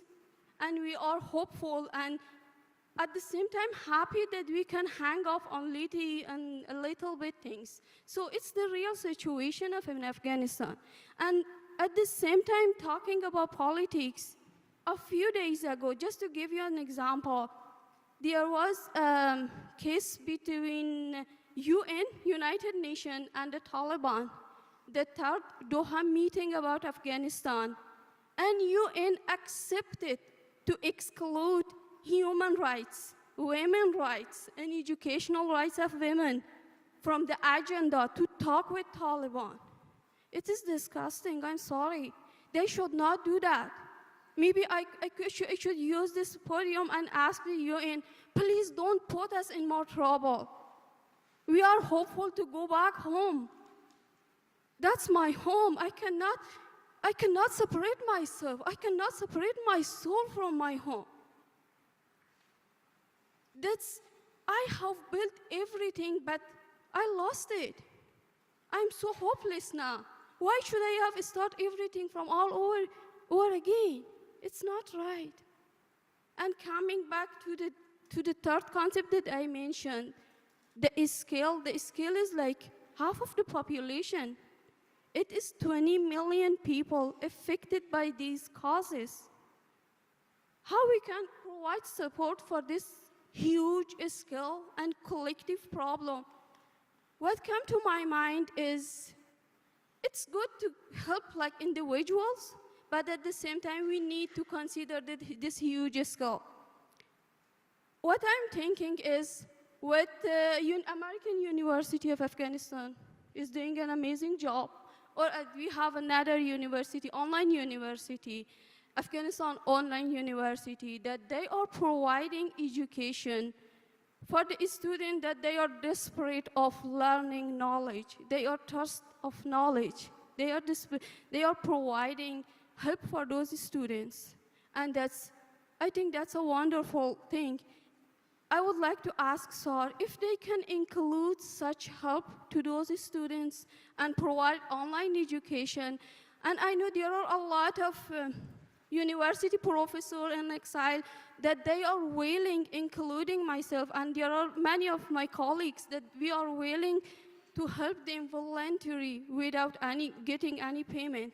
If they can provide such support, or if they can support the other university that they are providing such help and assistance, that would be an amazing job. And another thing that I would like to add is the real on-ground condition. People sometimes, even though the girls they really want to learn, they really do, but the condition and the situation is not in their favor. Sometimes they are struggling of having an internet connection because they cannot provide that.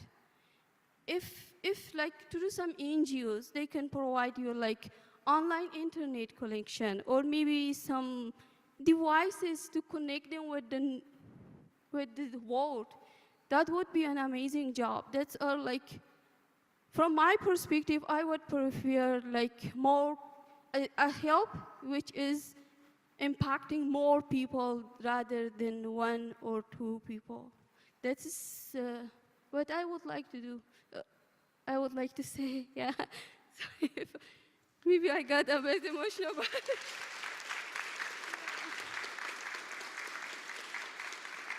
and I guess you had another question as well, yeah?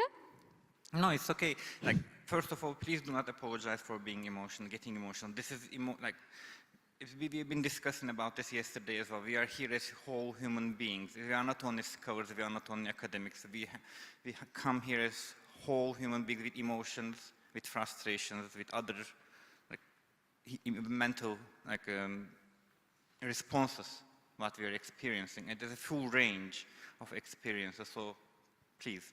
And what I understand from your contribution is that there are different registers that we have to be keeping in mind while addressing these crises. Like, of course, Farangis also raised the international politics, how we approach this, how we approach the crisis in Afghanistan. It's a huge part of this. That's always the biggest part of what we have been doing, because it frames all of our work at the same time. As long as we can claim that it's sometimes it's not important, but it's always important, like international politics, because it gives us the tool for the legal frameworks. Like norm setting is not just setting the laws, right? Because without political power, without political support, norm setting would not work.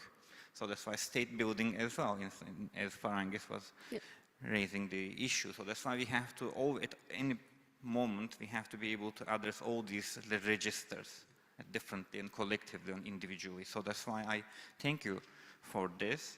And I think we should open the floor to the question and answers, and maybe we can also continue. Please, is there a microphone in the room? There's a question at the back. It's okay, I'll do it.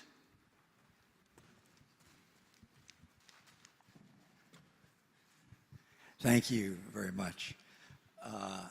First of all, I would like to comment on the very interesting and passionate speeches that, or talks that you've just given. Just to introduce myself, my name is Jim Wasserstrom. I was the sole anti-corruption advisor at the U.S. Embassy in Kabul for 5 years, from 2009 to 2014, and then again 2016 to 2017. I know AUAF quite from those days and from now. And then, to your point, I was the author of the report Corruption in Conflict, Lessons from the U.S. Experience in Afghanistan for the Special Inspector General for Afghanistan Reconstruction, which you have cited now on several occasions. So I'm delighted that you're citing the report, and I'm delighted to be here to hear that. That being said, I'm now establishing a sanctuary, have established a sanctuary for whistleblowers and anti-corruption activists around the world in Toronto, for them to come with their families for 2 to 3 years in order to escape the oppression that whistleblowers and anti-corruption activists suffer for retaliation. That's a separate story. But I would like to ask, since I do still have a number of contacts in Kabul and elsewhere in Afghanistan, and I am sponsoring 30 people through the SIV process who worked for me. I wanted to ask, leadership often comes from exiles, if it isn't already in the exile community, and from universities, scholars, students, practitioners. Do you see that at all emerging from the work that you are now doing, or that the diaspora, because obviously there needs to be young leadership, next generation leadership, educated leadership. This morning, earlier we heard about this university providing that to Belarus exiles to go back. So is there anything parallel in the Afghan diaspora in this particular community? And I would add practitioners also. So scholars, students, and practitioners at risk or in exile or both. Thank you so much for the question. Well, I know I fit to that question. Maybe you can answer. Thank you, and good to see you again. So I would say leadership is emerging within Afghanistan and within civil society in different parts of the country to open learning environments and also connect learners to different areas from the secondary to the tertiary, etc.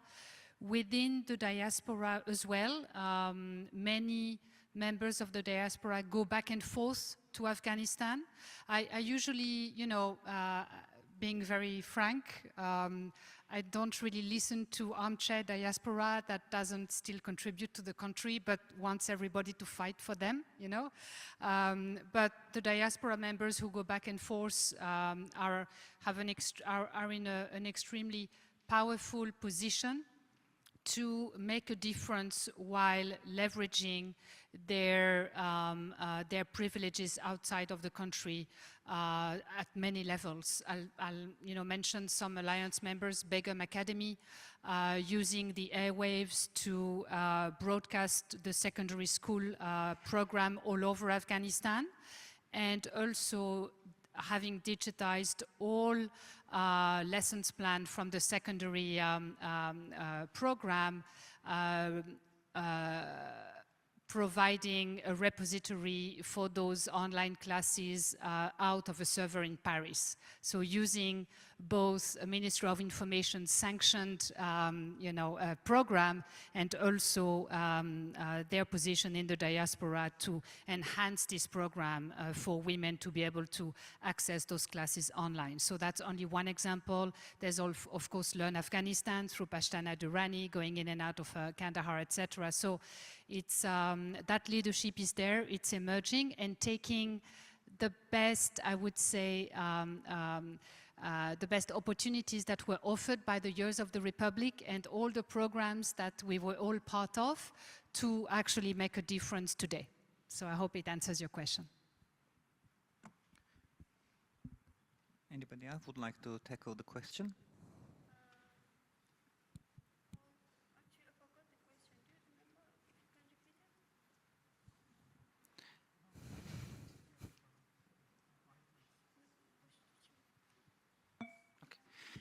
In the meantime, I can say that, for example, there are other leadership opportunities or efforts are emerging as well. For example, Humaira, what you were mentioning about this last moment, for example, teaching back to Afghanistan. For example, I know that Afghanistan Law and Political Science Association is also organizing courses to be taught online at the university level. These are a group of exiled or scholars in diaspora in Europe and the United States of America. They came together, they were an association in Afghanistan as well, but now many of their members had to go to exile.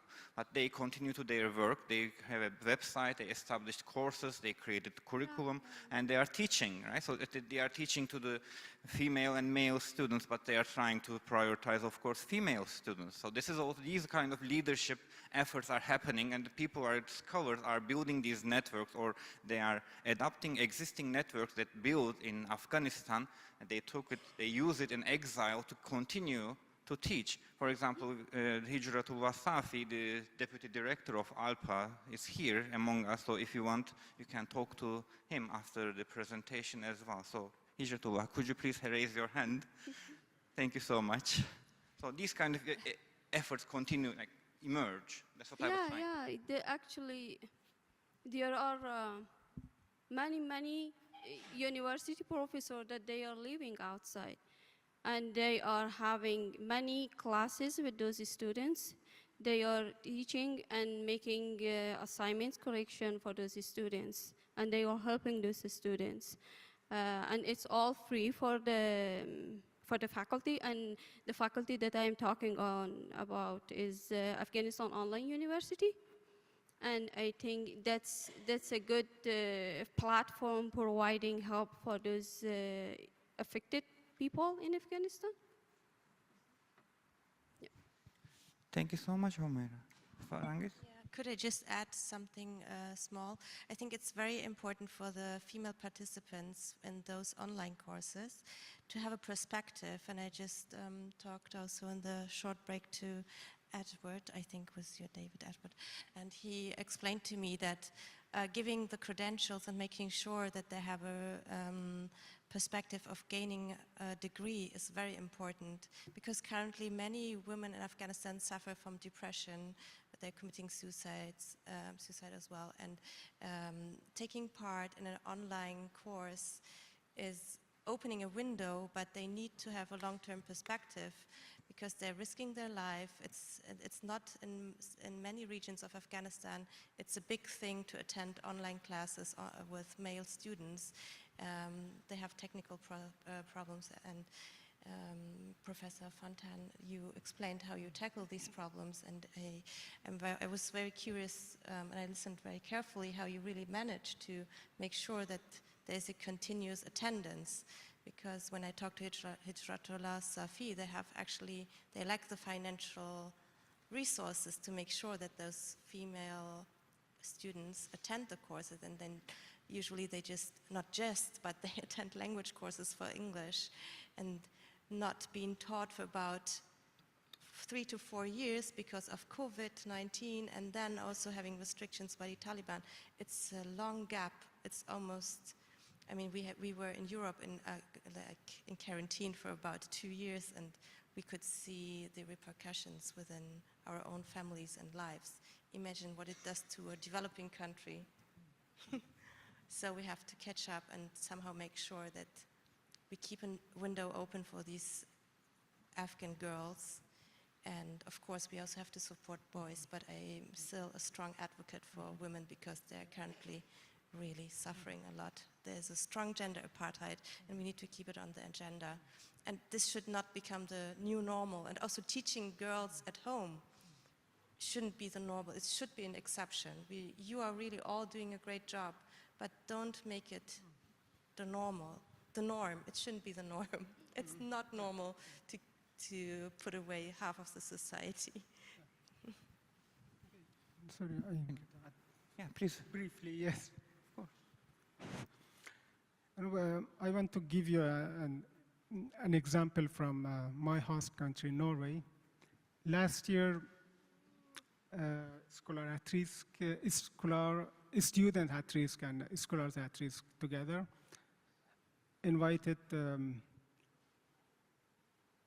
Afghan leaders in exile based in Norway, and including I think 8 or 9 Norwegian NGOs and some Norwegian universities, my host university also, USN, and just to talk about digital global universities in times of conflict zones. They have this project.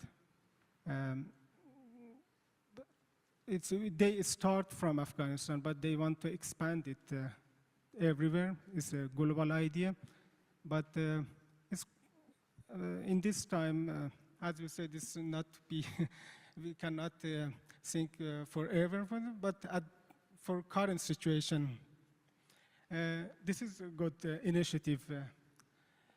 At least I saw in Norway, for example. I think, yeah, just I want to add this. Thank you so much for sharing.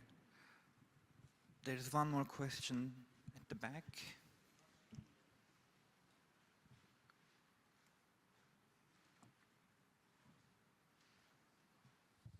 Thank you so much. It's not a question, just it's like a comment. I hope it will not be too long. My name is Parviz Musammem. I'm a PhD researcher at the University of Lugano in Switzerland. I'm originally from Afghanistan. I was a journalist before, but now I'm a scholar, Afghan scholar. Well, when we talk about lessons from Afghanistan, it's important, it's crucial, because in this corner of the world, the fall of Kabul might seem like fall of a government, collapse of a government, but for Afghans, for Afghan girls, for Afghan women, that was fall of hopes, motivations, determinations, a lot of things.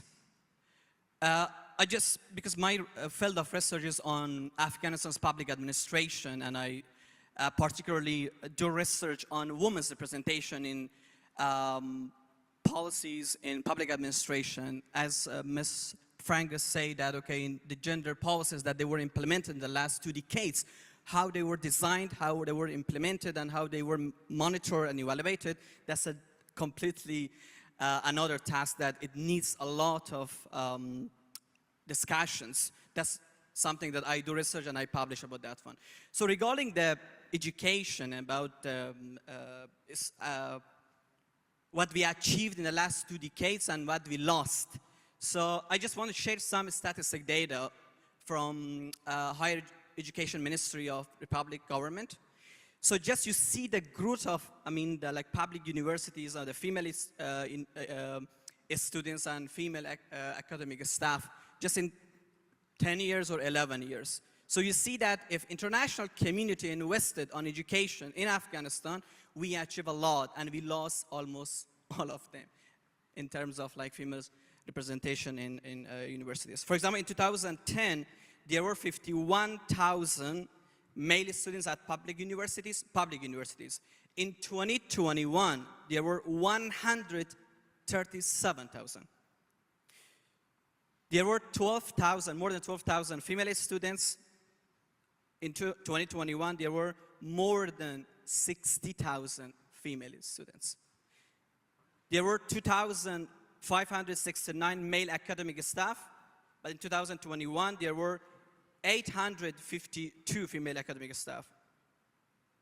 So sorry, there were 5,409. And in regarding female academic staff, in 2010, there were 454.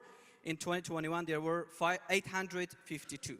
So it means that there were 20 public universities in 2010. In 2021, there were 39 universities, doubled. So in private universities, we had 31 universities in 2010. In 2021, there were 133. So, and there were more than 20,000 students, male and female, in 2010. However, in 2021, there were 151 students. So it seems that, so you imagine that now female students at universities, they are erased, they are excluded, they are no longer studying. And about female academic staff, as Ms. Humairo is here, so they lost their jobs. And women who work in government, for example, more than 27% of public servants were women in 2021, but now it's almost zero, especially in leadership positions. So it means that we need to discuss these things that, okay, if you want to invest on education in Afghanistan, the hope is the young, educated Afghans. And these are scholars that, okay, they need to investigate, they need to analyze, they need to research, that what is the path forward, what's the way forward? How can we get out of this situation? And something else that, okay, let's talk about Afghanistan based on the realities on the ground. Not sitting in Washington making policies for Afghanistan, but we don't know. When we talk about Afghan women, we should first know who is Afghan, who is an Afghan woman, who is living in very far places. Most of the policies, education policies and other policies that they were implemented, they were urban focused in the last 20 decades. Of course, there were barriers, but when we talk about Afghanistan, so let's see that, okay, if there are now online courses, online universities, so let's just assume that how many students have access to that. And those girls that they're living in rural areas, do they have access to that? And what will happen in the future of Afghanistan? It means there are a lot of things to talk about Afghanistan in terms of Afghanistan. When we are here as Afghan scholars, our responsibility is to do research and participate in such conferences and reveal the realities of Afghanistan realities, actually, just what's happening, because we come from that country. I was a journalist. I could be a doctor and engineer, but I preferred to be a journalist. It was a very dangerous job. Why? Because I liked it, and I thought that this is very important for my country. Freedom of speech, freedom of expression, it was one of the achievements that we lost. It was just a comment that, yeah, we achieved a lot, but we lost as well. Thank you. Please, Humairo. Just since Mr. Parviz was talking about real cases that happening, I just want to give you a recent rule that Taliban has established towards the female that they are employed in the country, particularly the health sector. My aunt, she is a gynecologist, and they decided to provide half of their salary from this month now on. So half of their salary are cut because they are female. They don't care what is your quality work. they are get paid half because they are female. That's a real norm which is happening from this man in Afghanistan. Yeah.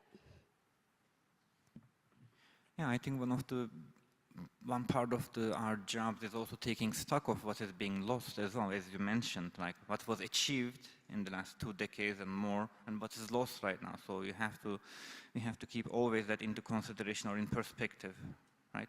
Because but that also gives you a benchmark, what could be achieved again, what could be surpassed again with efforts, right? So that's why it also gives you what is very possible and what you can surpass with collective effort as well, not individual efforts, but working collectively, globally, and at different registers. That's why. Thank you so much for your contribution, actually. It's important to know those things, know those facts, and in Western world we talk about gender pay gap, right? So cutting the 50% of the salary would be just because of they are female health workers. Once UN accepts that exclude women issue from the discussion, it's not very far from expectation that what Taliban is doing on ground. It's meaning that legitimizing, the UN is kind of legitimizing what are those people, those extremists are doing in the country. It's the fact. We cannot deny that. We cannot close our eyes what is going on on the ground in Afghanistan. Thank you, Omera. Are there any questions? The light is too bright. All right. I have one small question. Professor Fanton, you mentioned that the face-to-face teaching activities continue in Afghanistan. How is it working? I'm very curious, and or the panel as well, but how is it working? Because from outside we know that that doesn't exist. So. Thank you. Well, it's sporadic. It depends on which part of the country. I mean, it depends of the regions. It also depends of the ethnic makeup of some regions. So in some areas it's okay for online, but not face-to-face. In other areas it's okay for both, etc. Whether you're an Uzbek or a Tajik, etc. So it's very, very localized. And I would say that sometimes from a community perspective it's encouraged by the community, and community elders are actually reaching out to the local authorities, and the local authorities make a compromise. So from that perspective, and as far from the centers of decision, as if you are far from certain centers of decision, you're going to be able to operate much more easily than being in certain regions. So nobody can really speak to those particular initiatives, but it's happening, also in the center of Kabul. There are some parts of Kabul that still, teach, but again, it's very localized. What's important from a civic engagement perspective and community development perspective is to ensure that those initiatives are allowed to grow without being given too much light, because as soon as they become known, then they could be shut down. And if I could speak to what you said, I think it's very important mentioning Doha 3. And you will see that many international actors, as well as UN member countries, European countries, are very, very eager to engage, to water down what's happening, and to also mindsplain you into telling you, oh, this is not gender apartheid, don't worry. It's just quiet down a bit and don't call it like that. Keep your voice, it's really important. You are at the center of what's happening, and don't let anybody tell you what your reality is. Yeah. Thank you.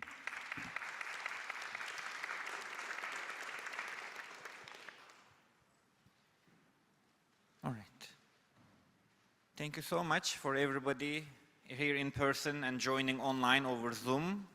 We came to the end of the panel, and I thank everybody and thank the panelists for their fantastic contributions as well. I learned a lot, and I think we have to keep learning. Thank you so much. Thank you all. Many rushed coffee breaks, but I hope you've refreshed, not quite as warm anymore. It's my honor to introduce the next panel, learning more from EHU and the Belarusian experience. Our moderator for today is Alexei Latowski, and I apologize for mispronouncing, Latowski, who is a senior research fellow at the Institute for Political Studies here in Lithuania and is also attached to EHU as a researcher. Among his many engagements includes leading the Belarusian Institute of Public History, so very much connected to the discussion today and to the wider work of Scholars at Risk. So it's my honor to pass it over to you. Thank you. Thank you. For me, it's a great honor to be here as a stage, as this place for second time.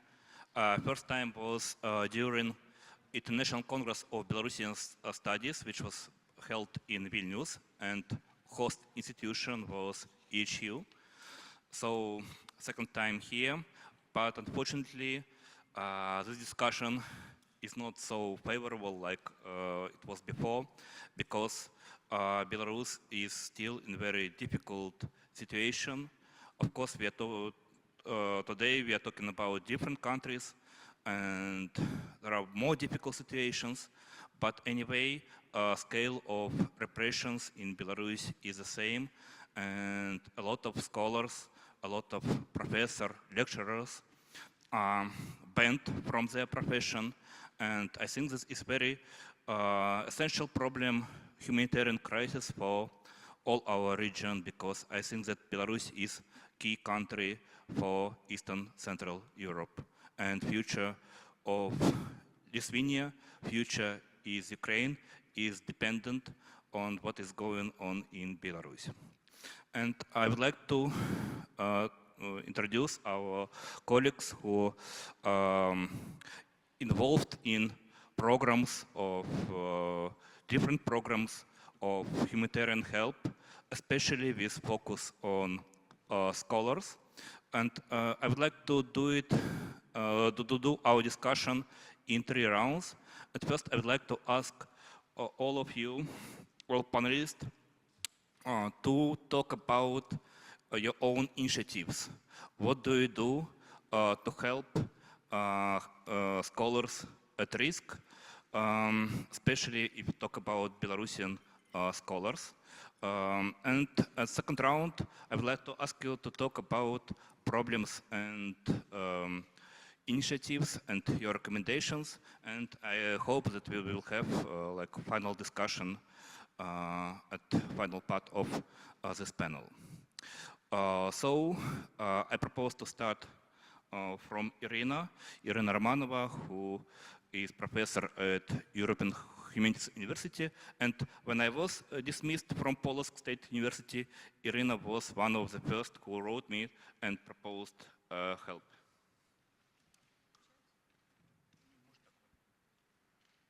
I don't know. Can you hear me? Yeah, it's okay. Thank you so much. I am very happy to have such panel at this Congress, because at first there were no place for such panel in the first schedule, but we insisted, and it reminds me the situation when I was in Germany. My students organized winter school with name Often Forgotten Country. And I'm very happy that we have now such panel and some programs which strongly supported us at this period of time. At first, I'd like to start that Belarusian science, especially the humanities, has always existed in isolation from the global context. Funds, programs, scientific changes, etc. have not worked here. Science was guided by internal criteria and not by international ones, the requirements of the Belarusian Higher Attestation Commission and not World Scientific Ranking. Therefore, the political collapse of 2020 and the waves of repression became a strong challenge for Belarusian scientists who had to leave their confined space unprepared for international academia's requirement and with without any stable networks and connections. Consequences of isolation. CV turned out to be uncompetitive and not recognizable. Poor level of English. No support at the level of personal connections with Western academia, unlike Russian researchers, for example. Our researchers were known only in Poland. The exception was a minimal number of researchers who received their doctorates from Western institutions. In 2012, I was fired from Institute of History of the National Academy of Sciences of Belarus, and although I almost immediately got a job at the European Humanities University, I experienced great stress. It took me 3 years to live with it. I didn't blame my former colleagues. I know what it meant to work in the authoritarian state. Therefore, when mass firing began in Belarus in 2020, I knew what this means firsthand. It's not just about money, what to live on. This is about severe stress. Today, our colleagues, our graduates, our students are in prison. Repressions against scholars in Belarus under Lukashenko has always taken place. In 2010, about 10 professors from Grodno University were fired at one time. During this period, even more were fired from the Institute of History of the National Academy of Science. After 2020, the number goes up to several hundreds of people. Scholars from Belarus experienced repression. Some of them were subjected to repression. Some of them were even forced to flee the country. We were the place for this invisible, for Western academy researchers. And we are deeply appreciative of the invaluable support from our partners, ASUN, Science at Risk, RCER, RCLS, the Institute of International Education Scholar Rescue Fund, DEGAO, Institute of Lithuanian History, German Historical Institute in Warsaw, and many more have not just played a role, but have been instrumental in our endeavors. Each of these organizations has contributed in a unique and significant way, and we are truly grateful for their collaboration. But at the same time, we envy the number of organizations and structures that provide assistance to Russia today. We don't have such support. Even in this program of this Congress, we can see that there will be, for example, private workshop for participant programs from or working for Russian institutions, private workshop for participants program from or working for Ukrainian institution, but there is no such thing for Belarusians. We don't have our own influencers within Western academia, and we don't have any structures. There are no centers for Belarusian studies in Western academia, but we have European Humanities University. Our university, which has extensive experience living in exile, has integrated into the European educational space. This university allows us to accept scholarship, among them who also with a low level of English and a weak degree of integration in the international scientific community. And this is actual not only for researchers from Belarus, but at the same time for Ukraine too. European Humanities University became involved in helping at the end of 2020. However, at the first stage, it was more about expressing solidarity. The amounts were very small. In 2021, thanks to ASUN, RCLS, RCER, IIECRF, scholarship have become worthy, although still not long-term, 6 months only. We have scientists from Belarus, Russia, and Ukraine on scholarship. In total, about 120 people applied to European Humanities University. About 85 people received various assistance. Currently, more than 30 people are on the waiting list. 6-month scholarship are great for researchers, internship, etc., but they need to solve the problem of researchers who have left the country without any opportunity to return now. Since applying for other scholarship in other countries in general terms with high competition from Russian and Ukrainian researchers is not our option. We always lose. Thank you. I will start here. Thank you, Irina. And I would like to give the floor to Vitis Virkonis, who is project director at Freedom House, and lead is Vilnius office.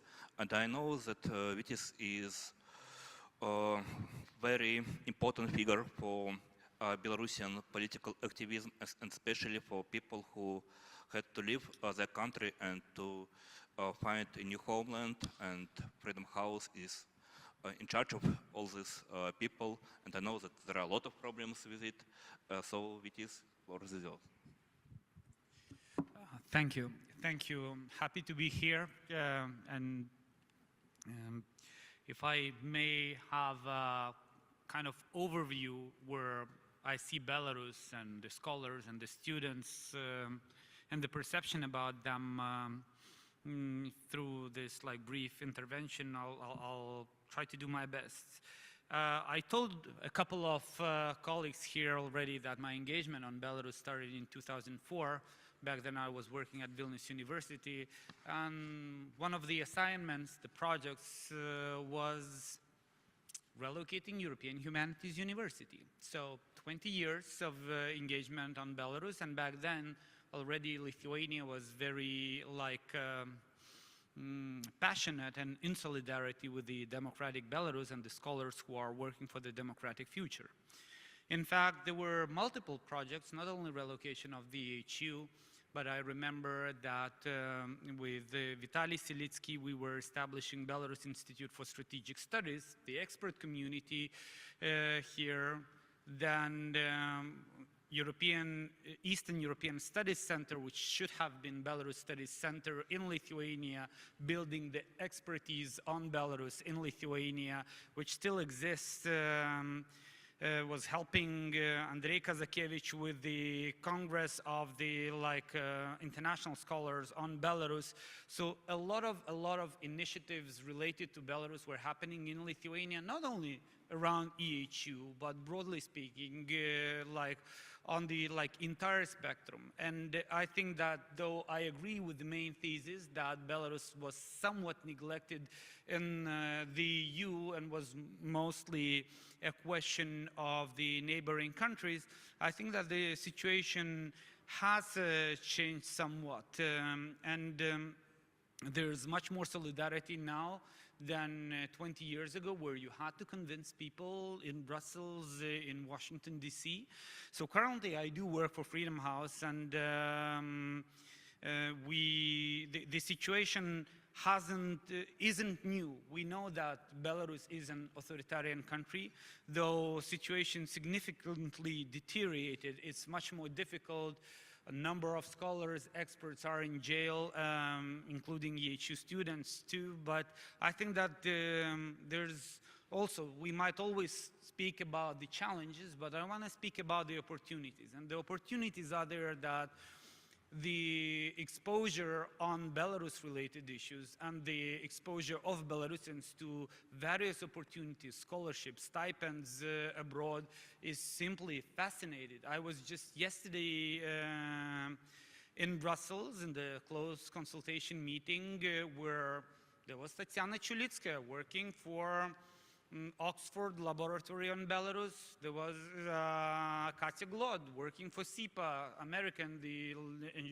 We know that we might proceed Rigora Astapena at Chatham House and many, many more. If you want to speak academic scholars, we might outline the network of scholars, Belarusian scholars in US universities, German universities, Austrian universities, Scandinavian, UK. So I think that there is something to work with, though how to capitalize on that, how to build on that is yet another question. And I remember before 2020, we were working together also with one donor, implementer, which was called PACT, American donor, building Belarus Research Council, which was an attempt, I dare saying, a good attempt, yet there was a temptation to work with the government and have some pro-engagement moods, Minsk dialogue and stuff like that. So I hope that one of the lessons learned prior 2020 is that none of the scholars, none of the experts, that the primary purpose of being a scholar and an expert is integrity. You are not playing politics. You are not like whitewashing the regime like the officials. You actually always have certain skepticism towards pro-engagement efforts unless there are like actual facts and proofs that this is actually happening. And I think, I'm afraid that we are approaching this phase again about this, maybe like we need to re-engage somehow. And that's a big question mark for the Belarusian research, academic, expert community, where I hope that the voice of freedom, human rights is going to stand still and firm wherever it is, in Brussels, in Berlin. So at the moment, the entire basically civil society is in the EU, and I think that that's a powerful voice, and the academic community could capitalize on that. Attention to Belarus is as high as ever. You have institutions like EHU, you have also strong voice, political voice of the democratic forces. You have partnership of civil society organizations which are here. So in a way, it's less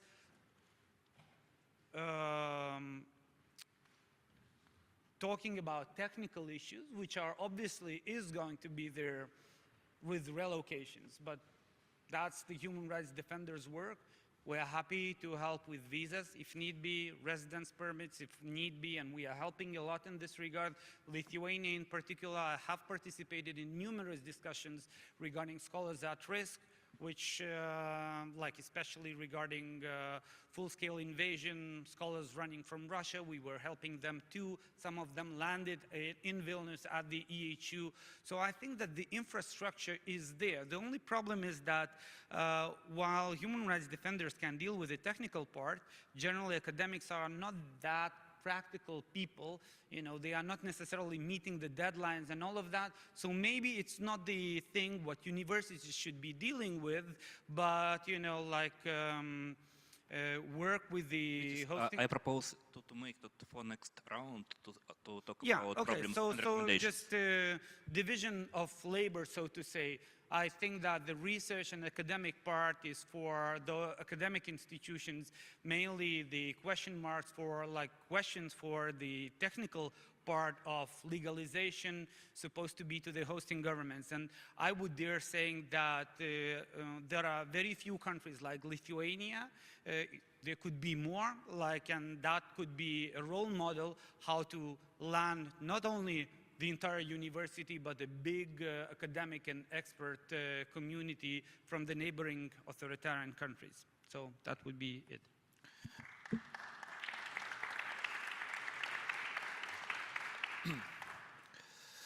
I think one of such countries is Germany, who also got a lot of people who come from different countries. And I would like to give floor to Gabriel Freitag, who is a managing director of German Association for Eastern European Studies. And I know that Gabriel do a lot different projects with Belarusian scholars too. So Gabriel, floor is yours. Okay, thank you very much. Thank you for inviting me to take part in this panel. So let me briefly tell you about our association and what we have been doing so far for scholars from Belarus. I would like to stress in the beginning that the German Association for East European Studies, it is an interdisciplinary network of scholars with a focus on Eastern Europe. And in a way, it has a long-standing tradition of reaching out to scholars at risk, because it was founded in 1913. It was founded on the eve of the First World War. And as you all know, already during the First World War, and then after the war, and due to the Russian Revolution, you had a lot of refugees coming to Germany. Among them, of course, also many scholars. So in the 1920s, DGO already was a kind of hub, as we would call it today, for scholars from Eastern Europe who would organize their own events, but who would also take part in events of DGO, publish in our journal that only then was launched. So this was the history of the 1920s, but I should stress that in modern times, let's say so, it was only the brutal repression of the protests in Belarus that really made us pay more attention to the situation of scholars at risk in the region that we are focusing on. And it was members of our association who turned to us and told us we should do something about the situation.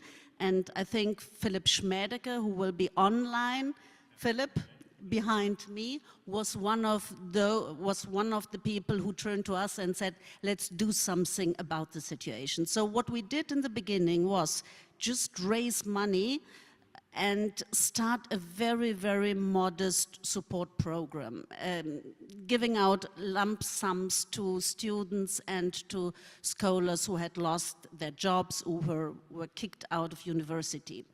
And what I found very interesting then was the experience that, on the one hand, of course, the money was needed, but on the other hand, what was really important to people also was to create safe spaces for them, to have an exchange among themselves, and I think also the feeling of solidarity. But we as DGO made it clear right from the beginning that we are not a professional grant maker and that we would not continue with handing out scholarships. But our expertise, of course, is in making contacts among scholars, creating networks. And this is what we then started with a new project, which is called Forum for Historical Research on Belarus. So if you see this logo, then you see this is what we are currently doing, organizing. And our forum reaches out, in the first place, to historians who had to leave the country after the brutal repressions that started in 2020. But we also try to reach out to critically minded historians or scholars from neighboring fields who are still in Belarus. And of course, within the network are also scholars from Germany and other countries with a special academic focus on Belarus. And what we are doing now is we organize online panel discussions, we organize offline conferences, we have a very small and modest scholarship program for short-term stays of young researchers, but just for a month. So this is what we are currently doing. And again, of course, the idea of this network also is to create spaces for scholars. But already within the 2.5 years that we have been pursuing this project, and I would like to stress that it is funded by the German government, it is funded by our Ministry of Foreign Affairs, administered through the German Academic Exchange Service. And we're now in the second phase of the program, and we have already slightly shifted our focus.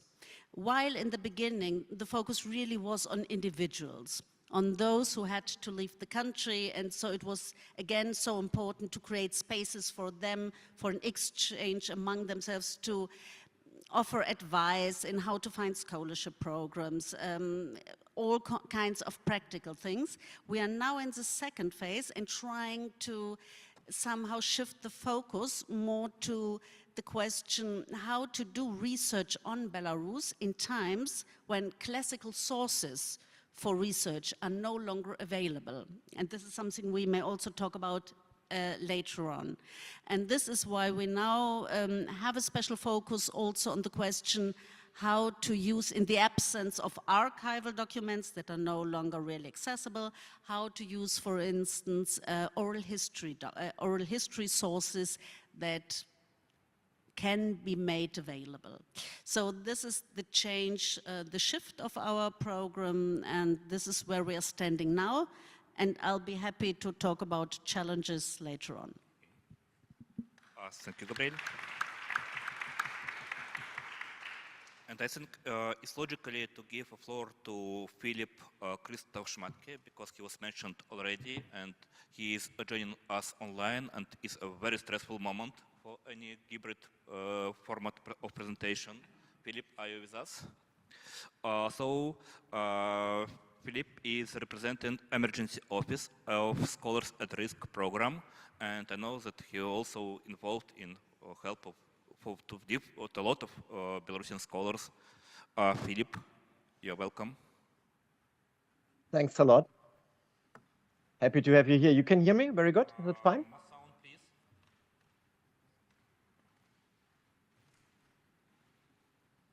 Can you hear me now?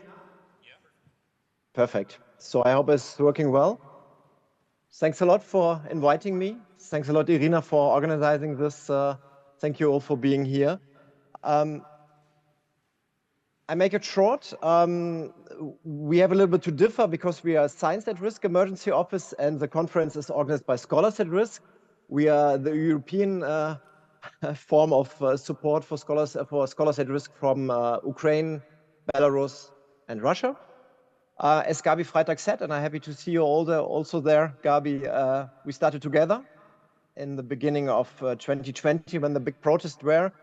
And together we had a scholarship program for 70 scholars and students at risk from Belarus. And till 22, we have been pure Belarusian organizations. And happy to see you, Irina, and Tatiana also here. Sorry, now I'm switching to Russian. Because we also worked very good together, and I'm really thankful for all your work you have done. In 22, we expanded to Ukraine and Russia regarding to the full-scale invasion to Ukraine, and we now are supporting 550 scholars, students at risk from these three countries financially, and some hundreds more not financially. This is the work we are doing. Our teams are from Ukraine, from Belarus, and from Russia. They're faced for their own also repression. They're speaking with the scholars or with the students in their language, in Ukrainian, in Russian, in Belarusian, which is very, very important. Let me add what we are doing. We have 4 types of support. The first type is this financial support I mentioned already. The second type is bringing back academics into their academic work. That means we are organizing, last year, for example, more than 50 seminars, conferences. We tried to bring them together with their European peers, with other German universities. And with this regard, we are also cooperating with DGO, for example, and we're really happy for this cooperation. The third aspect is networking and building up long-lasting structures. I'm coming back to this point because this is really important. And the fourth thing is we make a documentation of repression, of the status of academic freedom. But let me say 1 minute more, some words which already said by Irina Ramanova. And I fully agree with you, Irina, because the situation is really dramatic. It's a catastrophe. Why?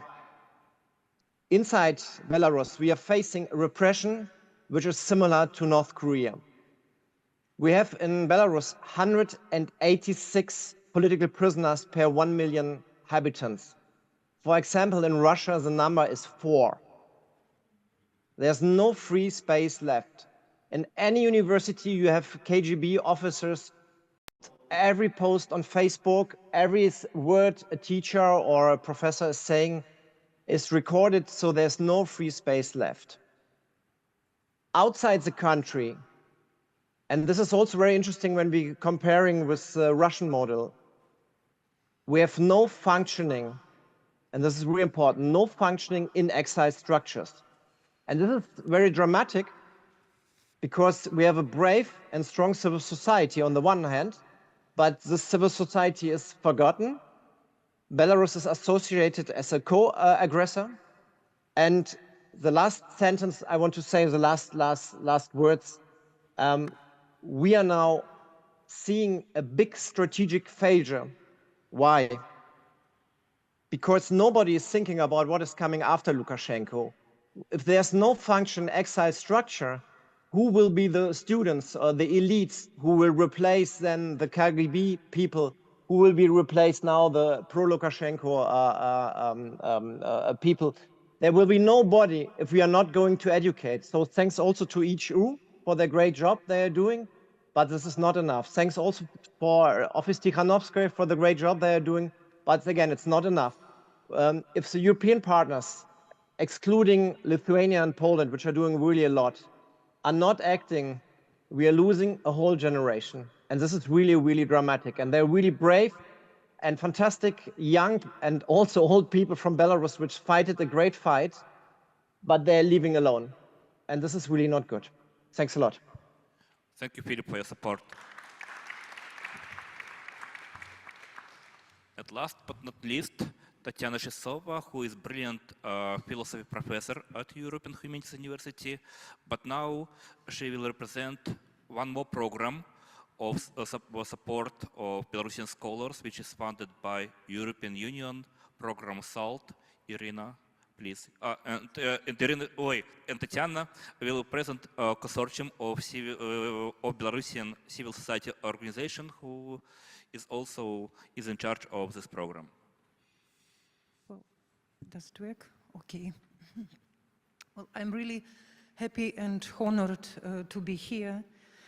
First of all, I'd like to stress that the great importance of organizing this Congress in cooperation with European Humanities University, and particular organization of this panel devoted to Belarusian issue, because it allows to attract international attention to the problems Belarusian academic community,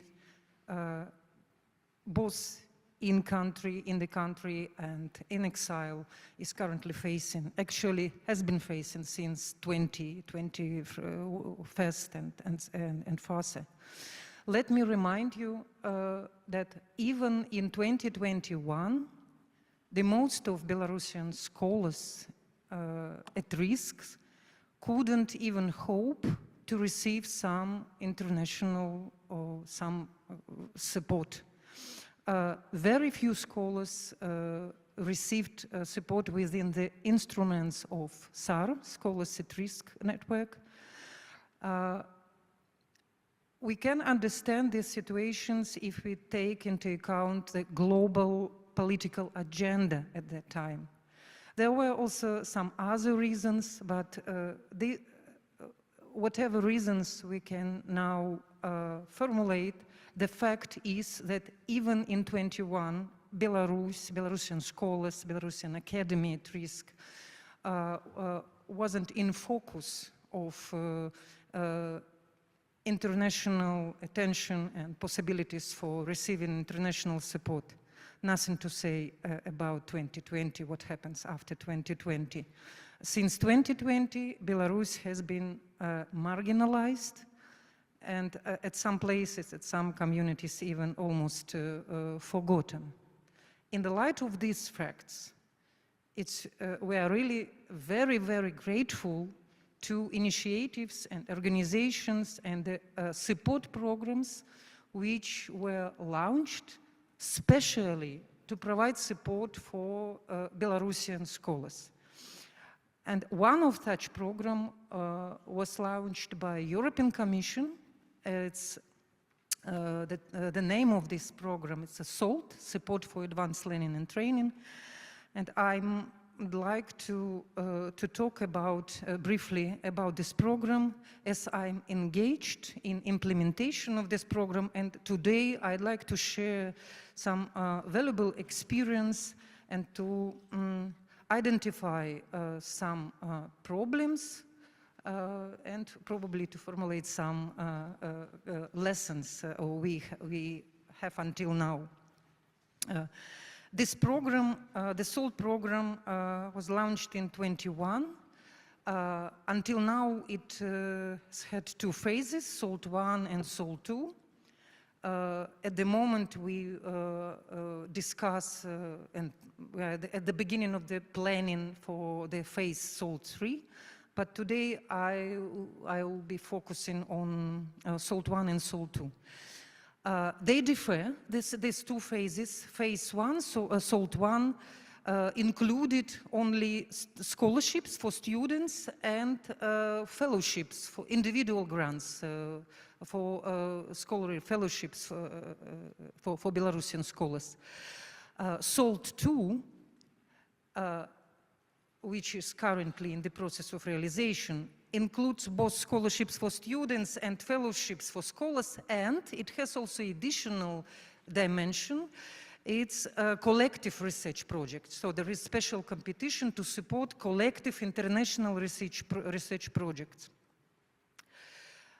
The length of fellowships for Belarusian scholars within SALT 1 and SALT 2 is, for SALT 1, it's from 3 until 6 months, so no more than 6 months, and within the SALT 2, no more than 10 months. So you see, this support, it's a kind of short-term support, only for short period of time. Within the SALT 1, we received 46 applications and selected 21. Within the SALT 2, we received 49 applications and selected 22. Again, please pay attention that generally during the 3 years, only 43 individual grants have been awarded so far.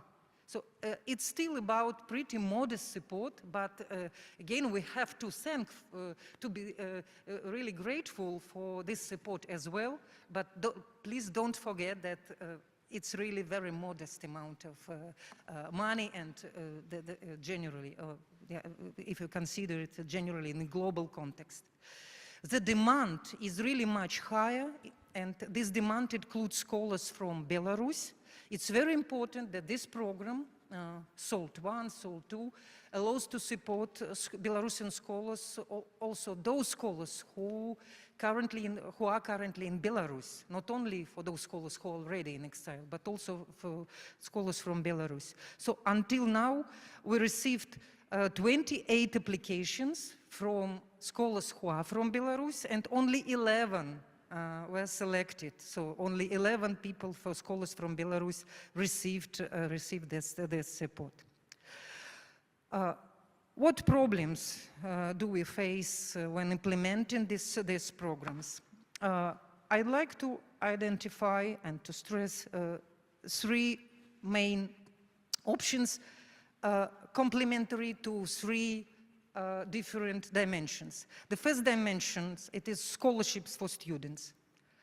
Unfortunately, I could say that it happens even, it takes even a kind of pathological form. We constantly faced with delayed payment of scholarship for students. It has become evident that we need some new mechanism in order to pay student scholarships timely. Just to imagine, some of our students can wait for these scholarships almost a year. 1 semester, 2nd semester. So this is really critical, terrible situations. As for the fellowships program, very important program indeed. What is crucial here? What problems exist here? First, let me mention this program, SALT program, has a very particular administrative model. The key institution which is responsible for implementation of this program, it is a central project management agency. It's a Lithuanian institutions, and whose members and workers really show very sincere dedicatedness to Belarusian issues. And we cooperate with representatives of these organizations in very good spirit, and I am happy to mention that one of the colleagues is right here who represent these institutions. But at the same time, so on the one hand there is this institution, on the other hand there is Belarusian side also engaged in the implementation of this program. Right now it is a consortium of Belarusian organizations, and according to the latest mechanism used within the SAR program, it was so that CPMA created selection committee for each competitions. For example, for the competitions which award for fellowships, for receiving fellowships by Belarusian scholars. And these committees, until now these committees didn't include representatives of the Belarusian consortium. And we see it as a more or less problematic because in our view, this situation doesn't allow to take fully into account the whole complexity and all of situation of Belarusian scholars, to take into account all circumstances, the whole context and situation of each applicant. So therefore, we already expressed our wish, our recommendations to include in the selection committee also representatives of the Belarusian side of this Belarusian consortium. And the last dimension of this program, it concerns collective research projects. Also, CPMA organizes special competition in this regard. And here, I'd like to mention three problematic moments. The first one is the same. It concerns the need to include representative, at least one representative of the Belarusian consortium in the selection committee. And also there were some obstacles that prevented many scholars from submitting applications to these competitions. One obstacle, it concerns it's about the application form.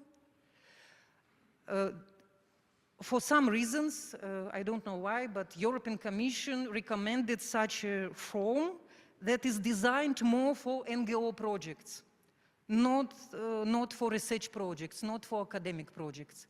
And it played really critical negative role. I know from personal communication that many Belarusian scholars were not able to apply because of this mismatch between different cultures of this preparing applications. And the second organizational moment, it concerns deadlines. For collective projects, it should take at least 4 months to prepare applications from the moment the competition is announced until the deadline. In particular, these competitions to receive support for international research, collective international research projects, it was even more crucial to have enough time. Otherwise, it doesn't work. So, to sum up, it seems to me that the situation with Belarusian scholars at risk, this situation is a challenging situation also for European institutions, international institutions that provide support, and again we are very grateful for this. Apparently, these institutions, appropriate bureaucratic mechanism, need to be more flexible. We need a timely decision-making process, and unfortunately, many times it's not the case.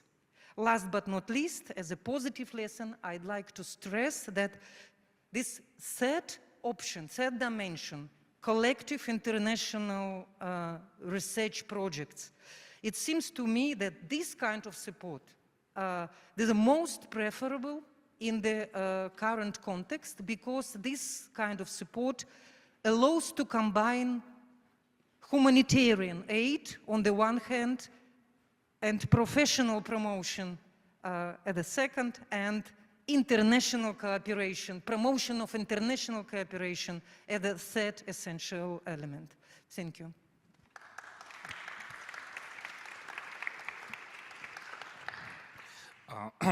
Thanks to all presenters, and we've got like a landscape of different projects and or initiatives who are involved in help to repressed Belarusian scholars. But I would like to mention two facts that at first, as we heard here, that now a few thousands of professors, lecturers, and researchers are repressed in Belarus and banned from their profession. I don't know exact numbers, but we cannot make exact observations, but a few thousands. But we say that only few hundreds of people who got support by these programs. And second fact that Lukashenko's regime destroys institutions, communities, and it's like slow murder of humanities and social sciences in Belarus. But we talk about help only for individuals, but history, sociology, and political science are destroyed in Belarus. For me, it's also a problem. It's not only individual problem. So my second question will be more problematic. Can you tell what are most important problems and challenges do you see in this aspect of helping repressed scholars in Belarus, and what instruments or tools do you need to improve this process? So maybe we'll start from Irina and then further. I'd like to start not from point of view what to do the next maybe, but to speak, I think that this is right place to speak a little bit about status scholars at risk in general, because this Congress is about this, I think. And I'd like to highlight that it is very problematic for our scholars. For example, scientists at risk, it's crucial for them to gather specific documents that confirm your situation. This could include evidence of repression, termination, arrest, or the sensitivity of your research to politics. These documents will be instrumental in providing the necessary support. But the real situation from our life, post-2020, dismissals are no longer solely based on research topics, but also on the perceived reliability of individuals. This shift in the reasons for dismissals has added a new layer of complexity to the challenges faced by scientists in Belarus. They were fired from work with the words or with the formulation due to the expression of the contract by agreement of the parties and at their own request. Structures that consider a scientist's status cannot qualify this as reason. It was the fact that of such dismissal that for many was a signal that they urgently needed to leave the country before they were arrested. It is clear that those who were arrested are not asking for scholarship or the status. In our case, the answer to the question, would you have been arrested if you had remained in the country, almost always has no answer. It can only be verified empirically. Those who did not leave and who were not arrested in any case have no chance to of finding employment in any field. Special agencies, special services check everyone for any employment. And for example, if I will comment some programs which have a deal with scholars at risk in Belarus, many people were fired before 2020, but near all programs are closed for them because we have such point as repression after 2020. And extremely important question for us, visa spouse or residential permits. For example, I was supposed to spend 2 months in Chisinau, Moldova. My residence permit was expired, a new one was not ready. And since I'm involved in helping scholars at risk, it was, I think, dangerous for me to travel to Belarus. And it is interesting that since my residence permit had expired, the university was forced to break my 5-year employment contract. So once the scholarship or internship ends, the researchers from Belarus are forced to leave the European Union and travel to Belarus, a situation that is fraught with potential risk. And while organizations like Freedom House and individuals like Vitis Jurkonis have been instrumental in providing assistance, the current circumstances are far from ideal.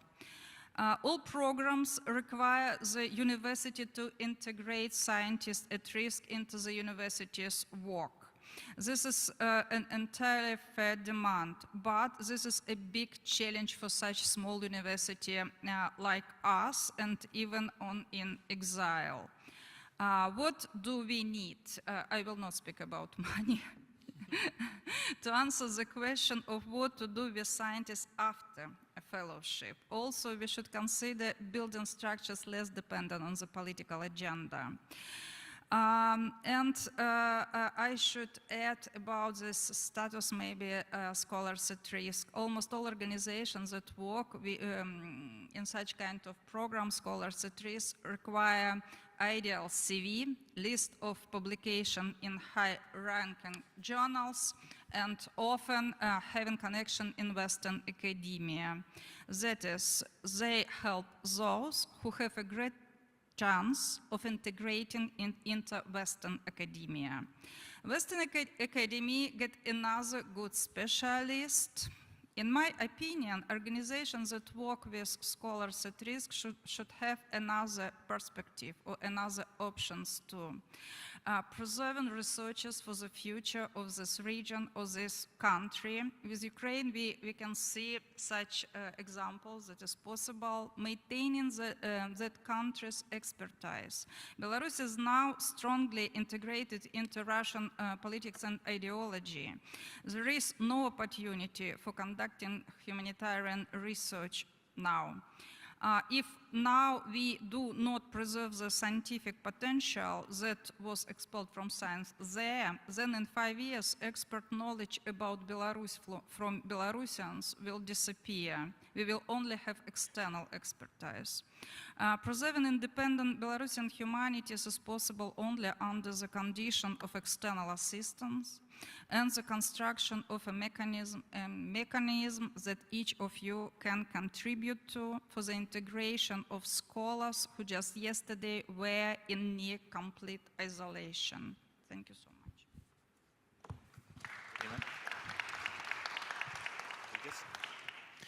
Well, let me play a devil's advocate role here, because I think that this audience needs some sense of reality. I mean, when I hear that Belarus is North Korea, that's for me a political statement, not an academic evaluation of some sort. I mean, this situation is difficult, it's a terror state, and yet I know colleagues, academics, experts, human rights defenders, activists who are still inside the country and who are still active. And I think the biggest problem is that if we say that it's North Korea, basically we are sending a message that nothing is possible there, which is totally wrong. And I think that that's one of the issues which we cannot afford, unless we want to work only with the diaspora, and support the EHU, support all the lovely colleagues who are abroad. But I think that everyone agrees, and I've heard Mr. Žadauskas' remark, what about colleagues inside? So that's the key, and that's the driver for potential change, because everyone knows that change is coming from within most of the time. And another thing is that we don't have a luxury for pessimism. What I'm hearing, problems, problems, problems, problems. I don't hear the message, hope. We can do it, which is, if you are going to the donor, wherever, you need a clear plan. What are we going to achieve? How are we getting from point A to point B? And that's not only an issue of the political statements of politicians, Svetlana Tikhanovskaya. I mean, you all were there in 2020, academicians in protest movements, and I think that we need to say that some of the people are still there. So the question is, can we relocate them all? Should we relocate them all? All Belarusians? No, so that's a wrong assumption, right? So how do we help those inside? And how is EHU helping those inside? How is Scholars at Risk helping those inside? And also, we need to have a big picture that it's not only the scholars. As a human rights defender who is dealing also with human rights defenders, LGBTQ groups, activists, I mean, there's a huge competition. Who needs to be relocated, visas and whatnot? There are a lot. We can evacuate a person within one day, but I mean, there are plenty. The other thing is, this is a global conference. What about other scholars from other countries? I mean, you are competing with them too. Russia, Ukrainians, countries from African continent, sometimes the very same North Korea. We also need to have a sense of reality. So as an scholars, I think that's a question for integrity. 20 years then, we have been talking about Scholars at Risk in Belarus for 20 years. So EHU has relocated. Okay, what are the results? Integration-wise, do you have contacts? How many joint books, projects launched, and all? There are some indicators like measurement of the efficiency. How many alumni do you have who are at Oxford, Harvard, anywhere, LSE?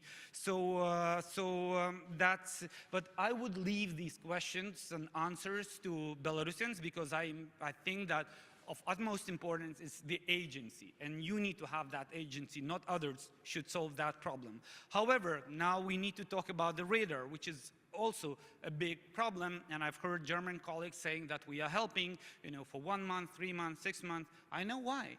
Because and I know why, in 2022, in February, Lithuania was the one issuing the visas, rapid response, because many countries are hesitant to give Schengen visas and there were occasions when scholars were immediately asking for asylum, coming and asking for asylum.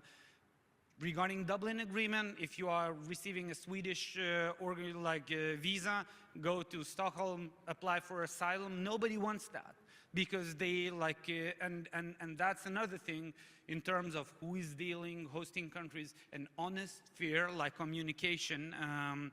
The other thing is that when we talk about scholarships, fellowships, let's be frank, some countries and some initiatives are monetizing on the repressions in Belarus, because it's very easy to give us stipends at Vilnius University, providing the students, because all the money stays here. You are investing into the human capital, but nobody is eager to give the visas and to give the technical support. So my request to the donors and state governments would be, unless organizations, initiatives which claim to do helping scholars at risk, they need to show their technical capacity to provide long-term visas, D visas, residence permits if need be. At the same time, you are in competition with the scholars inside the country too. So, I mean, my students, PhD students, in Lithuania, are struggling with the financing too, and that's already an academic competition. If you are in Lithuania, if you have the residence permit, you have all the rights to apply for the funding. So the free riding issue, that it's not only about empathy and solidarity, but also monetizing regarding Belarus, and therefore we are now at the peak of the attention.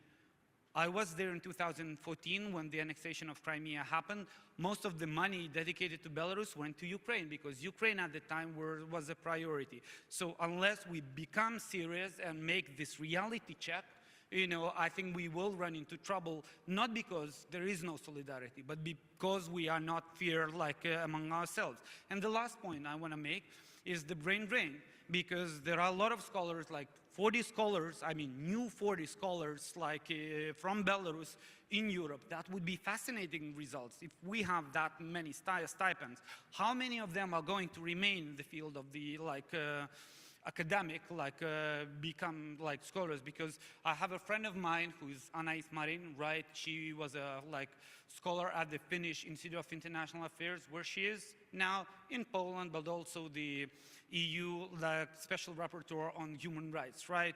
Hanna Lubakova, a good friend of mine, a participant of United Students of Belarus, like many initiatives at Atlantic Council. How do we sustain those who have the potential to be researchers, scholars? That's also a question for my institution, Vilnius University. That's the same question for EHU and the Belarusian institutes. So having said that, I think that all possibilities, opportunities are there, but we need to make sure that we are capitalizing on that. Visas are an issue, but not within Lithuania. I would push other countries to do that kind of stuff, and also be mindful of that integrity issue, that not everyone is running to the asylum process, that we have hosting countries who can explain the technical cooperation details. Any scholar who runs, whose grant is expiring in Lithuania and there is a risk to come back, can come back, not necessarily to Belarus, can travel to Albania, Montenegro, Moldova, Armenia, wherever, and if he or she doesn't want to, can apply for a humanitarian residence permit. There's a possibility if they are not returning back to Belarus. But unfortunately, we need to talk about the abuse too, that many people who, a few dozens who had humanitarian residence permits, despite this grounding, were traveling back, and their visas and residence permits were annulled. So, I can say how international community can step up, but I think demanding this, Belarusians also need to show their readiness to step up too. Thank you. I would like to ask last presenters to talk more about instruments and solutions, because we have heard about a lot of problems, but what do you propose, real instruments to solve these problems? Hey, can I reply? Is it possible to reply? Let me briefly. Sorry, is it to me? Yeah, maybe Gabriel first and Philip after Gabriel. Okay, but let me briefly react to you. I certainly agree that we should think positively, but there are certain obstacles that we simply have to see. And I absolutely agree on the question of visa, and I think Lithuania is doing a big job, great job, Poland as well. I have to admit that Germany is really very skeptical when it comes to visa, and this is certainly a crucial problem, so I have to admit that. When it comes to reaching out to scholars who are still in Belarus, I really see that this is increasingly getting difficult. As I've already said, this is something that we are trying to do, but we have been recently labeled by the Russian Ministry of Justice as an undesirable organization. And this, of course, makes our work already more difficult and poses now real threats to those to whom we are reaching out. And I think this is something we really have to see, and have to see that there are certain risks. So if you want to talk about instruments, there is I think one elephant in the room, and Irina has briefly already mentioned it. We are thinking about perspectives for scholars from Belarus, but we have to see that the international academic labor market is highly competitive. And even for scholars in Germany who have had a thorough training in Germany, it is difficult to get good jobs in academia, and a lot of them are leaving. So all the more difficult it is, of course, for scholars from Belarus who, if they would like to pursue a career in Germany, for instance, if they're lacking German language, knowledge, and maybe also are not proficient in English, then it becomes really difficult for them. We have some scholarship programs in Germany for scholars at risk. Again, they are highly competitive, and hardly any scholars from Belarus even face the, are able to have the requirements, meet the requirements for applying for them. And this is why I think when we talk about support for scholars at risk, apart from more scholarship programs, I think we also need exit strategies, because it does not make sense always to have the illusion that all those who will live on scholarships will make it in the end and will make an academic career outside Belarus. But I think these are people with a good training, with good education. So I think what it needs is more flexibility on the labor markets outside Belarus, let's say Germany. It will, of course, also need flexibility on the side of scholars at risk to maybe see their situation more realistic, but of course then it needs help, and this is where new instruments might come in. So apart from thinking of other scholarship programs, I think we should also think of exit strategies and programs that provide training on the job, for instance. And I think it would be really great. I mean, it would also benefit, I should say, German economy. And but of course, we really should cater for those who have to leave the country, but see that they will be able to find new opportunities either inside academia or outside. Philippe? Thanks a lot. Yeah, coming back to reality, Mr. Jokunis. I'm on the one hand very happy to have you here, because it's always very fruitful to have a different opinion, but I just want to say you something. We now supported for 4 years more than 1,000 Belarusian academics, students, teachers at risk. Every day we are facing, or we are talking to, if it's possible, persecuted academics from Belarus. And the situation is nearly like in North Korea. I really can repeat this. Why? For a Facebook post from 2019, you can go for 5 years in prison. The situation is not comparable with the Russian situation. I'm now working for 20 years as a political scientist, analyzing what is happening in Belarus. We see a transformation from an authoritarian regime with some periods of openness. Yeah, we remember the elections 2010, for example, other elections. But from 2020, after the full repression of any protesters, we see the shift to a fully totalitarian regime. And North Korea is nothing else than a totalitarian regime.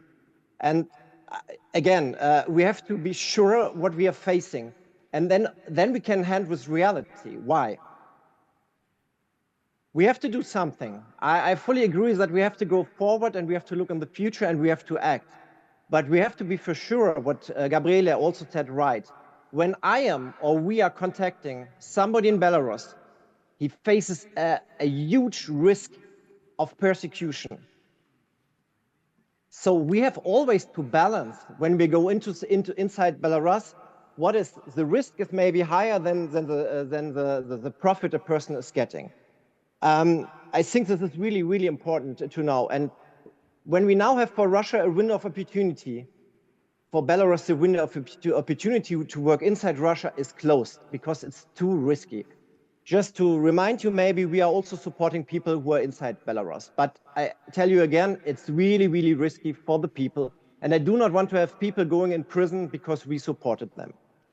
Second, and this is also maybe very important, we have to say goodbye to the illusion that it is enough to support some dozens or something of students. Yeah, in Germany we had about PSI scholarships for Belarusians. 4. That's nothing. And we cannot resolve the problems we have for academic society in Belarus with some scholarships when we are there with more than 100,000 of academic students in Belarus. So we have to go further. And I fully agree with Alexei.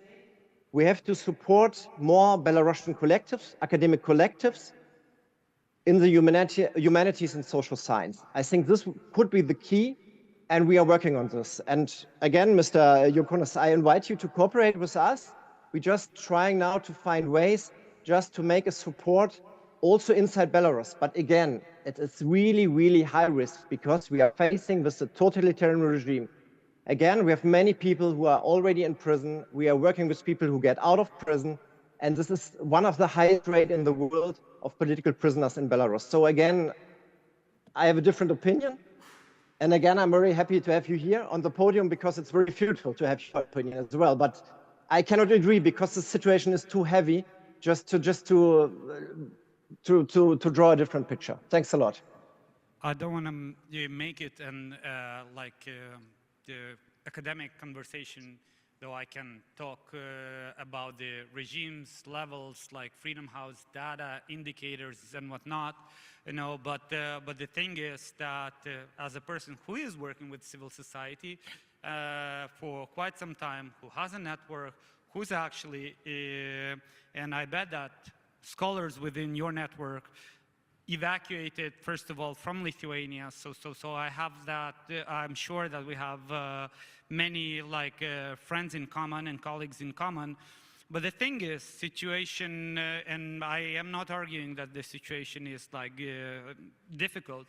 The problem is that many foundations are working on the publicity too, what they are doing. That's what we cannot afford. We need to operate underground. If we had the luxury to build bridges of some sort, now we need to dig tunnels. That means that your institution cannot wire the money inside, which is it's smuggling inside, it's giving in cash or cryptocurrencies, which many institutions are not ready to do. And in fact, we should. If you are not ready to do that, that's fine. And that's also the argument what the human rights defenders from authoritarian countries, be it Belarus or Russia, are saying, don't make that decision for us. We need the support inside. You know, so it's fine if you are not willing to work inside, but don't make an excuse for yourself, because I know it's easier when a person has a Lithuanian visa, a Lithuanian bank account, wire the money there rather than to, smuggling in the money, because this is something what the scholars and the NGOs are usually not willing to do, which includes then talking to US Treasury, talking to the banking system. I know what I'm talking about, and this is the reality which, if we are talking about scholars at risk, we need to face it. Yes, but we already have to deal with such digging channels to Belarus. Tatiana, and your solutions? Well, follow up. First of all, I'd like to say that I fully agree with Vitis when he says about the necessity to, first of all, to speak and to think about possibility of providing support for Belarusian scholars in Belarus. It's really crucial. But as for your second comment, it seems to me that many efforts and many steps have been already, many things have been already done. And there are certain achievements in this regard. There are many horizontal help which scholars provide for each other. There is academic solidarity. But I agree with Alexei, who in advance suggested to focus today not on our achievements, but rather on our problems. And indeed, it is a good opportunity and good place to identify the key problems we are facing with. So let me single out three key challenges. The first one, it is its invisibility, or how to make the Belarusian situation visible, how to provide necessary publicity. As many of us already stressed, repression in the academic sphere in Belarus and forced emigration, academic emigration, continue. Let me add some statistical data. More than 20 academics and more than 50 students were convicted for political reasons. Many of them had or have the status of political prisoners. Some of them were sentenced to 10 years in prison. So it seems that these facts are little known in the world. For example, one can't find this data on the website of the Scholars at Risk organizations. So what can be done? Let us ask SAR to add updated information, at least about political scholars and Belarusian scholars and Belarusian students who were or still are political prisoners. Given the high reputation of SAR as a point of reference and the source of information, if such information will be available, we can hope that also globally it can be more spread this information. And what can be done next? We could to think how to unite our efforts to launch international campaign in order to make visible this situation with Belarusian scholars at risk, both in Belarus and in exile. The second challenge, it is a lack of information. Let me refer once again to this SALT program. SALT program has a very good instrument, very fruitful one. It is a help desk. But this help desk operates only within and in the interest of the SALT program. So we need something similar more generally. We have to think of course we need donor support for this purpose, but we have to think of organizing a joint contact point for collecting and disseminating information about opportunities for Belarusian scholars, at least in Europe, and about career advice. Career advice. Last but not least, the third challenge. It is the need to change the situation in the perception of Belarus and production of knowledge about Belarus in Europe and globally. I'm convinced that the very fact that support for the Belarusian Academy is relatively modest is partly due to historically biased perceptions of Belarus. Belarus has been and remains understudied and, so to say, secondary against the background of the traditional focus on Russia in the Western and in the global academy. My point is that Belarusian scholars in exile can be seen as agents of change. In cooperation with international scholars, they can contribute to changing the perception of Belarus and the region globally. Belarus, like Ukraine, is not to be seen as subaltern of the Russian imperial project. Joint production of a new knowledge about Belarus can significantly contribute to rethinking the region, the whole region of Central and Eastern Europe. Promoting the integration of Belarusian scholars into the European academic space can be seen as an important tool for changing the situation in the production of knowledge both about Belarus and about Central Eastern Europe, in the interest of epistemic justice and de-imperialization of the region. I'm convinced that in order to change this situation, joint efforts of politicians and scholars, international scholars, and organizations like SAR and others, for example, ACNO, are really necessary. And last but not least, I continue and repeat what Irina already mentioned. It seems to me that European Humanities University indeed could play a key role and could become this central place in Europe for changing the situation in production of knowledge about Belarus and about our region. Thank you. Thank you. Unfortunately, there is not a lot of time, but I would like to make a round of questions. So if you have questions or critical remarks, anybody who can help with microphone?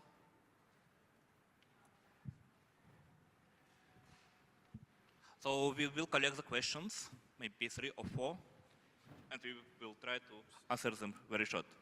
Thanks. Okay, just a remark addressed to SAR. Okay, I had a very negative experience with SAR, like being a Belarusian scholar I once applied. Okay, I submitted a lot of documents. I remember I submitted 3 or 4 recommendations. Okay, that was all very serious. I remember a very interesting thing, like one of them had to be from abroad. I did all that. And finally, after 3 months of this, sending letters to one another, SAR sent me a note that I do not qualify. Okay, from this correspondence, what I got, it's like SAR, to my mind, is focused on checking my academic credentials. All right, it's okay, I'm not pissed off, I'm not a PhD, all right, you are bosses, you have your own criteria, but why not specifying that, for instance, on your web page? I have just browsed the web page and there is nothing about that. It's nothing about that. PhD have priorities, like being published in high-profile magazines has a priority. Nothing. If you do this, it would save a lot of time to applicants. So thank you very much. So we collect the questions. Maybe more.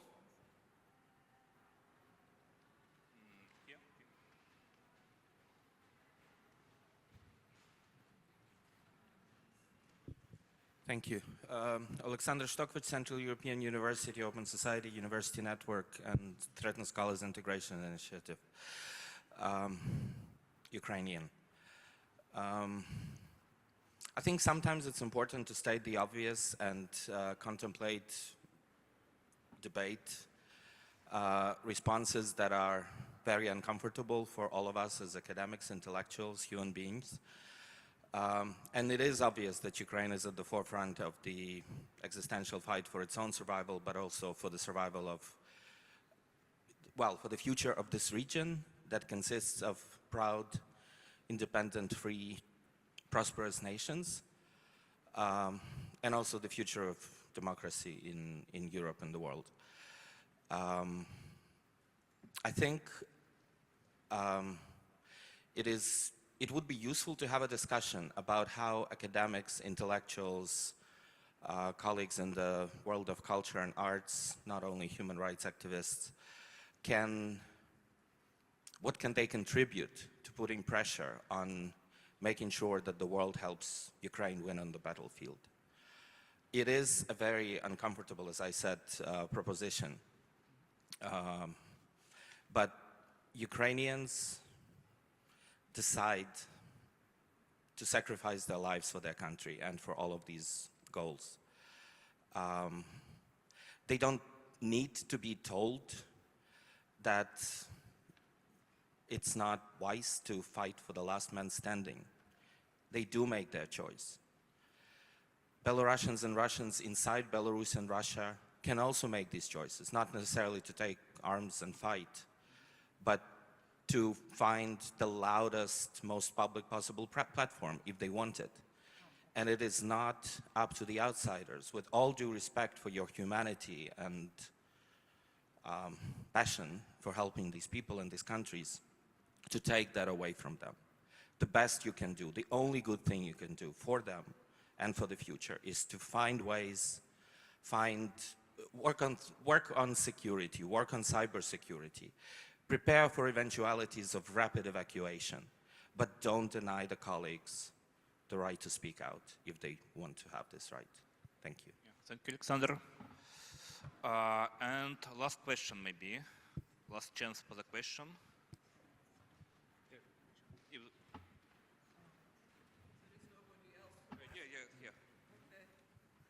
Thank you. If there is nobody else who wants to say something more meaningful, I just want to put in perspective the program which was mentioned, SALT, Support to Advanced Learning and Training. Listening to the colleagues, it seems that the program is somewhat minute, supporting 22 scholars over 3 years, and that is it. No, it's not like that. This is a huge support by the European Union, which is dozens of million of euros. So the first SALT is 10 plus million, the second SALT is 14 plus million. And a lot of them goes to support for Belarusian students, over 500 students supported already, scholars, language courses for professionals, online language courses linking people in Belarus to various no-language schools in many countries, so that preparing them for employment possibly. And a huge chunk of that support goes to the EHU. So just putting that in perspective, it's a lot of support and a lot of dedication on behalf of Central Management, Project Management Agency. Thank you. And so maybe Philip will answer for first question. Yeah. You can hear me? Yes, exactly. This is, maybe yeah, I think it was about another program. yeah, because we are not scholars at risk. We are ACNO and science at risk. So we have the same problems with all the programs because they are really difficult. Because you have to apply for a long time. You have to wait a long time, and you need documents, very complicated and complex documents, and there are just a few people they're taking. And these programs normally are really looking for elites. And this is a big problem of many of these programs. It's not only scholars at risk, it's the German programs as well, and many other initiatives. So this is the reason why we are here. Yeah, okay. Unfortunately, we don't have time, but I think stopping. The most important was a remark from Alexander about Ukrainian question for Belarusians, and I see that Vitis want to say. I can't, given that I see a lot of conversations going in within EU among the scholars, among the human rights defenders. In 2014, human rights defenders from Belarus, Ukraine, and Russia, to be honest, established the so-called Crimea Coalition to help those who were in the peninsula, because unlike Ukrainian colleagues, Belarusian and Russian colleagues could actually go on site and experience that. The full-scale invasions changed many things, but not solidarity. I'm hearing from basically every single Belarusian the message who is outside? Arm Ukraine, do everything possible. That's a game changer for the entire region, as you say. That is key for the change in Belarus too. But also, I think I should agree with this political statement that without democratic Belarus, there can be no safe Ukraine. And I think that if we have at least a bit of a hope that change is possible within Belarus and Russia, we should do everything in our power. And in this regard, a small example, I have a few colleagues in Belarus who are teachers or experts inside. They can leave. They can be participants of all international programs, and they decide not to leave. Because what their argument is, if I leave, I would be replaced very fast by some propagandist, brainwasher person. So I have a mission, to at least be stabilization effect for some sort, but because Russian propaganda is immense in Belarus now, information, culture-wise, and I think that we shouldn't neglect that very silent, very undercover type of work which is done there. And I think that generally it's not the same as fighting at the front line, but also we know that there are Belarusians who are fighting for Ukraine at the front line too, and some of them are also graduates of universities, like former scholars and stuff. Yeah.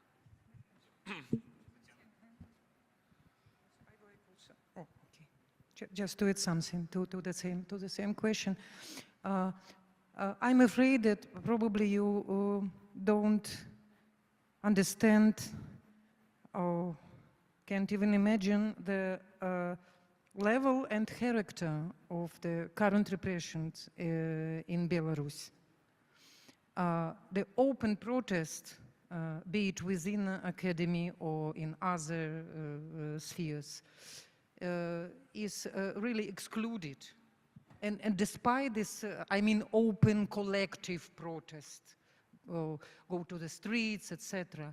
And despite this fact, there are some connections, communications, of course not of public thought, and some activities. And there are people, what Vitis stressed, there are many Belarusians who protested in 2020 and who are still in Belarus. They are still there. It is a new Belarus with which we connect our best expectations and best hope. It is the first moment. And the second one, also to add to this political statement, Vitis has just referred to, it concerns also academic operations.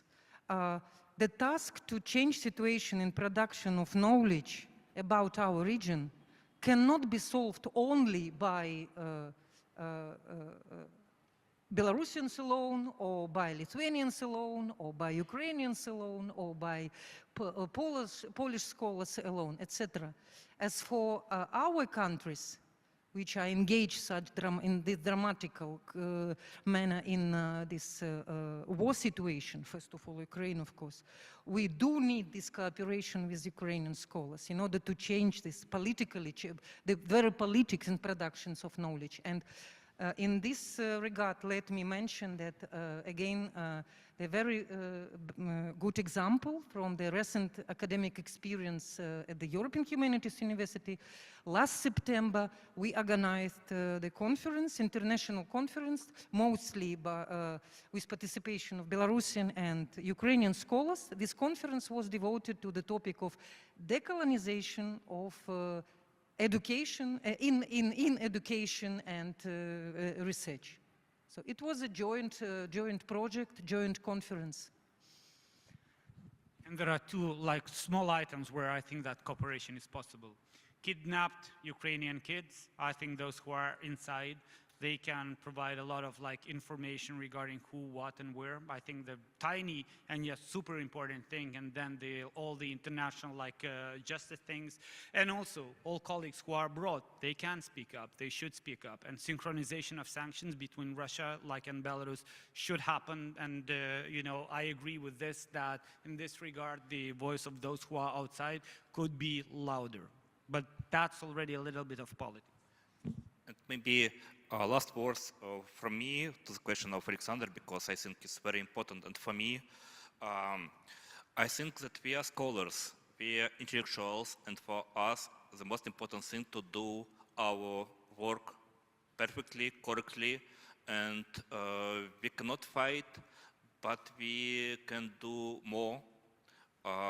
We can make new values, new thinking, and I think it's also part of reconfiguration of our region. And I think the most important thing that we do is a continuation of intellectual dialogue of Belarusian and Ukrainians.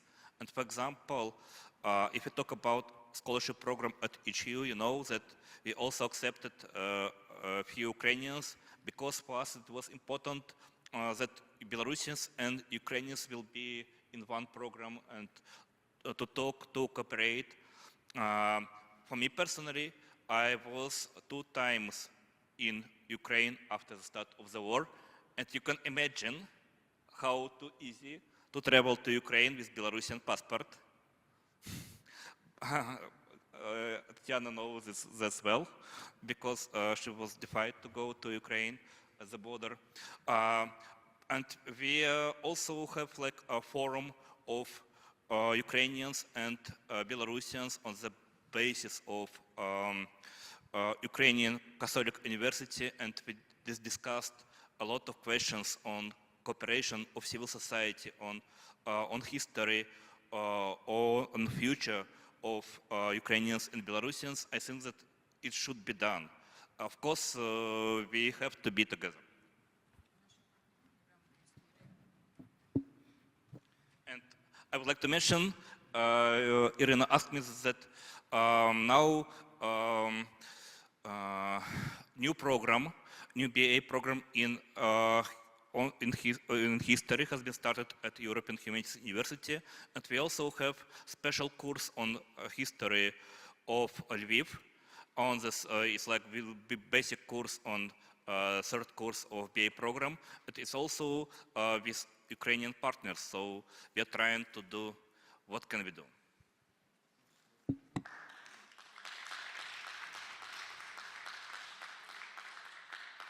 Thank you all very much for an incredibly dynamic discussion. And I'll first say on the point of monitoring Belarusian incidents, our monitoring report, part of Free to Think, has had a consistent report on Belarus.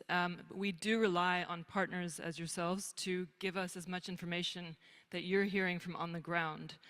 We do rely on partners' reports, human rights reports, university reports, to report out in our monitoring project. So if we can engage with you on that activity, we'd very much appreciate it.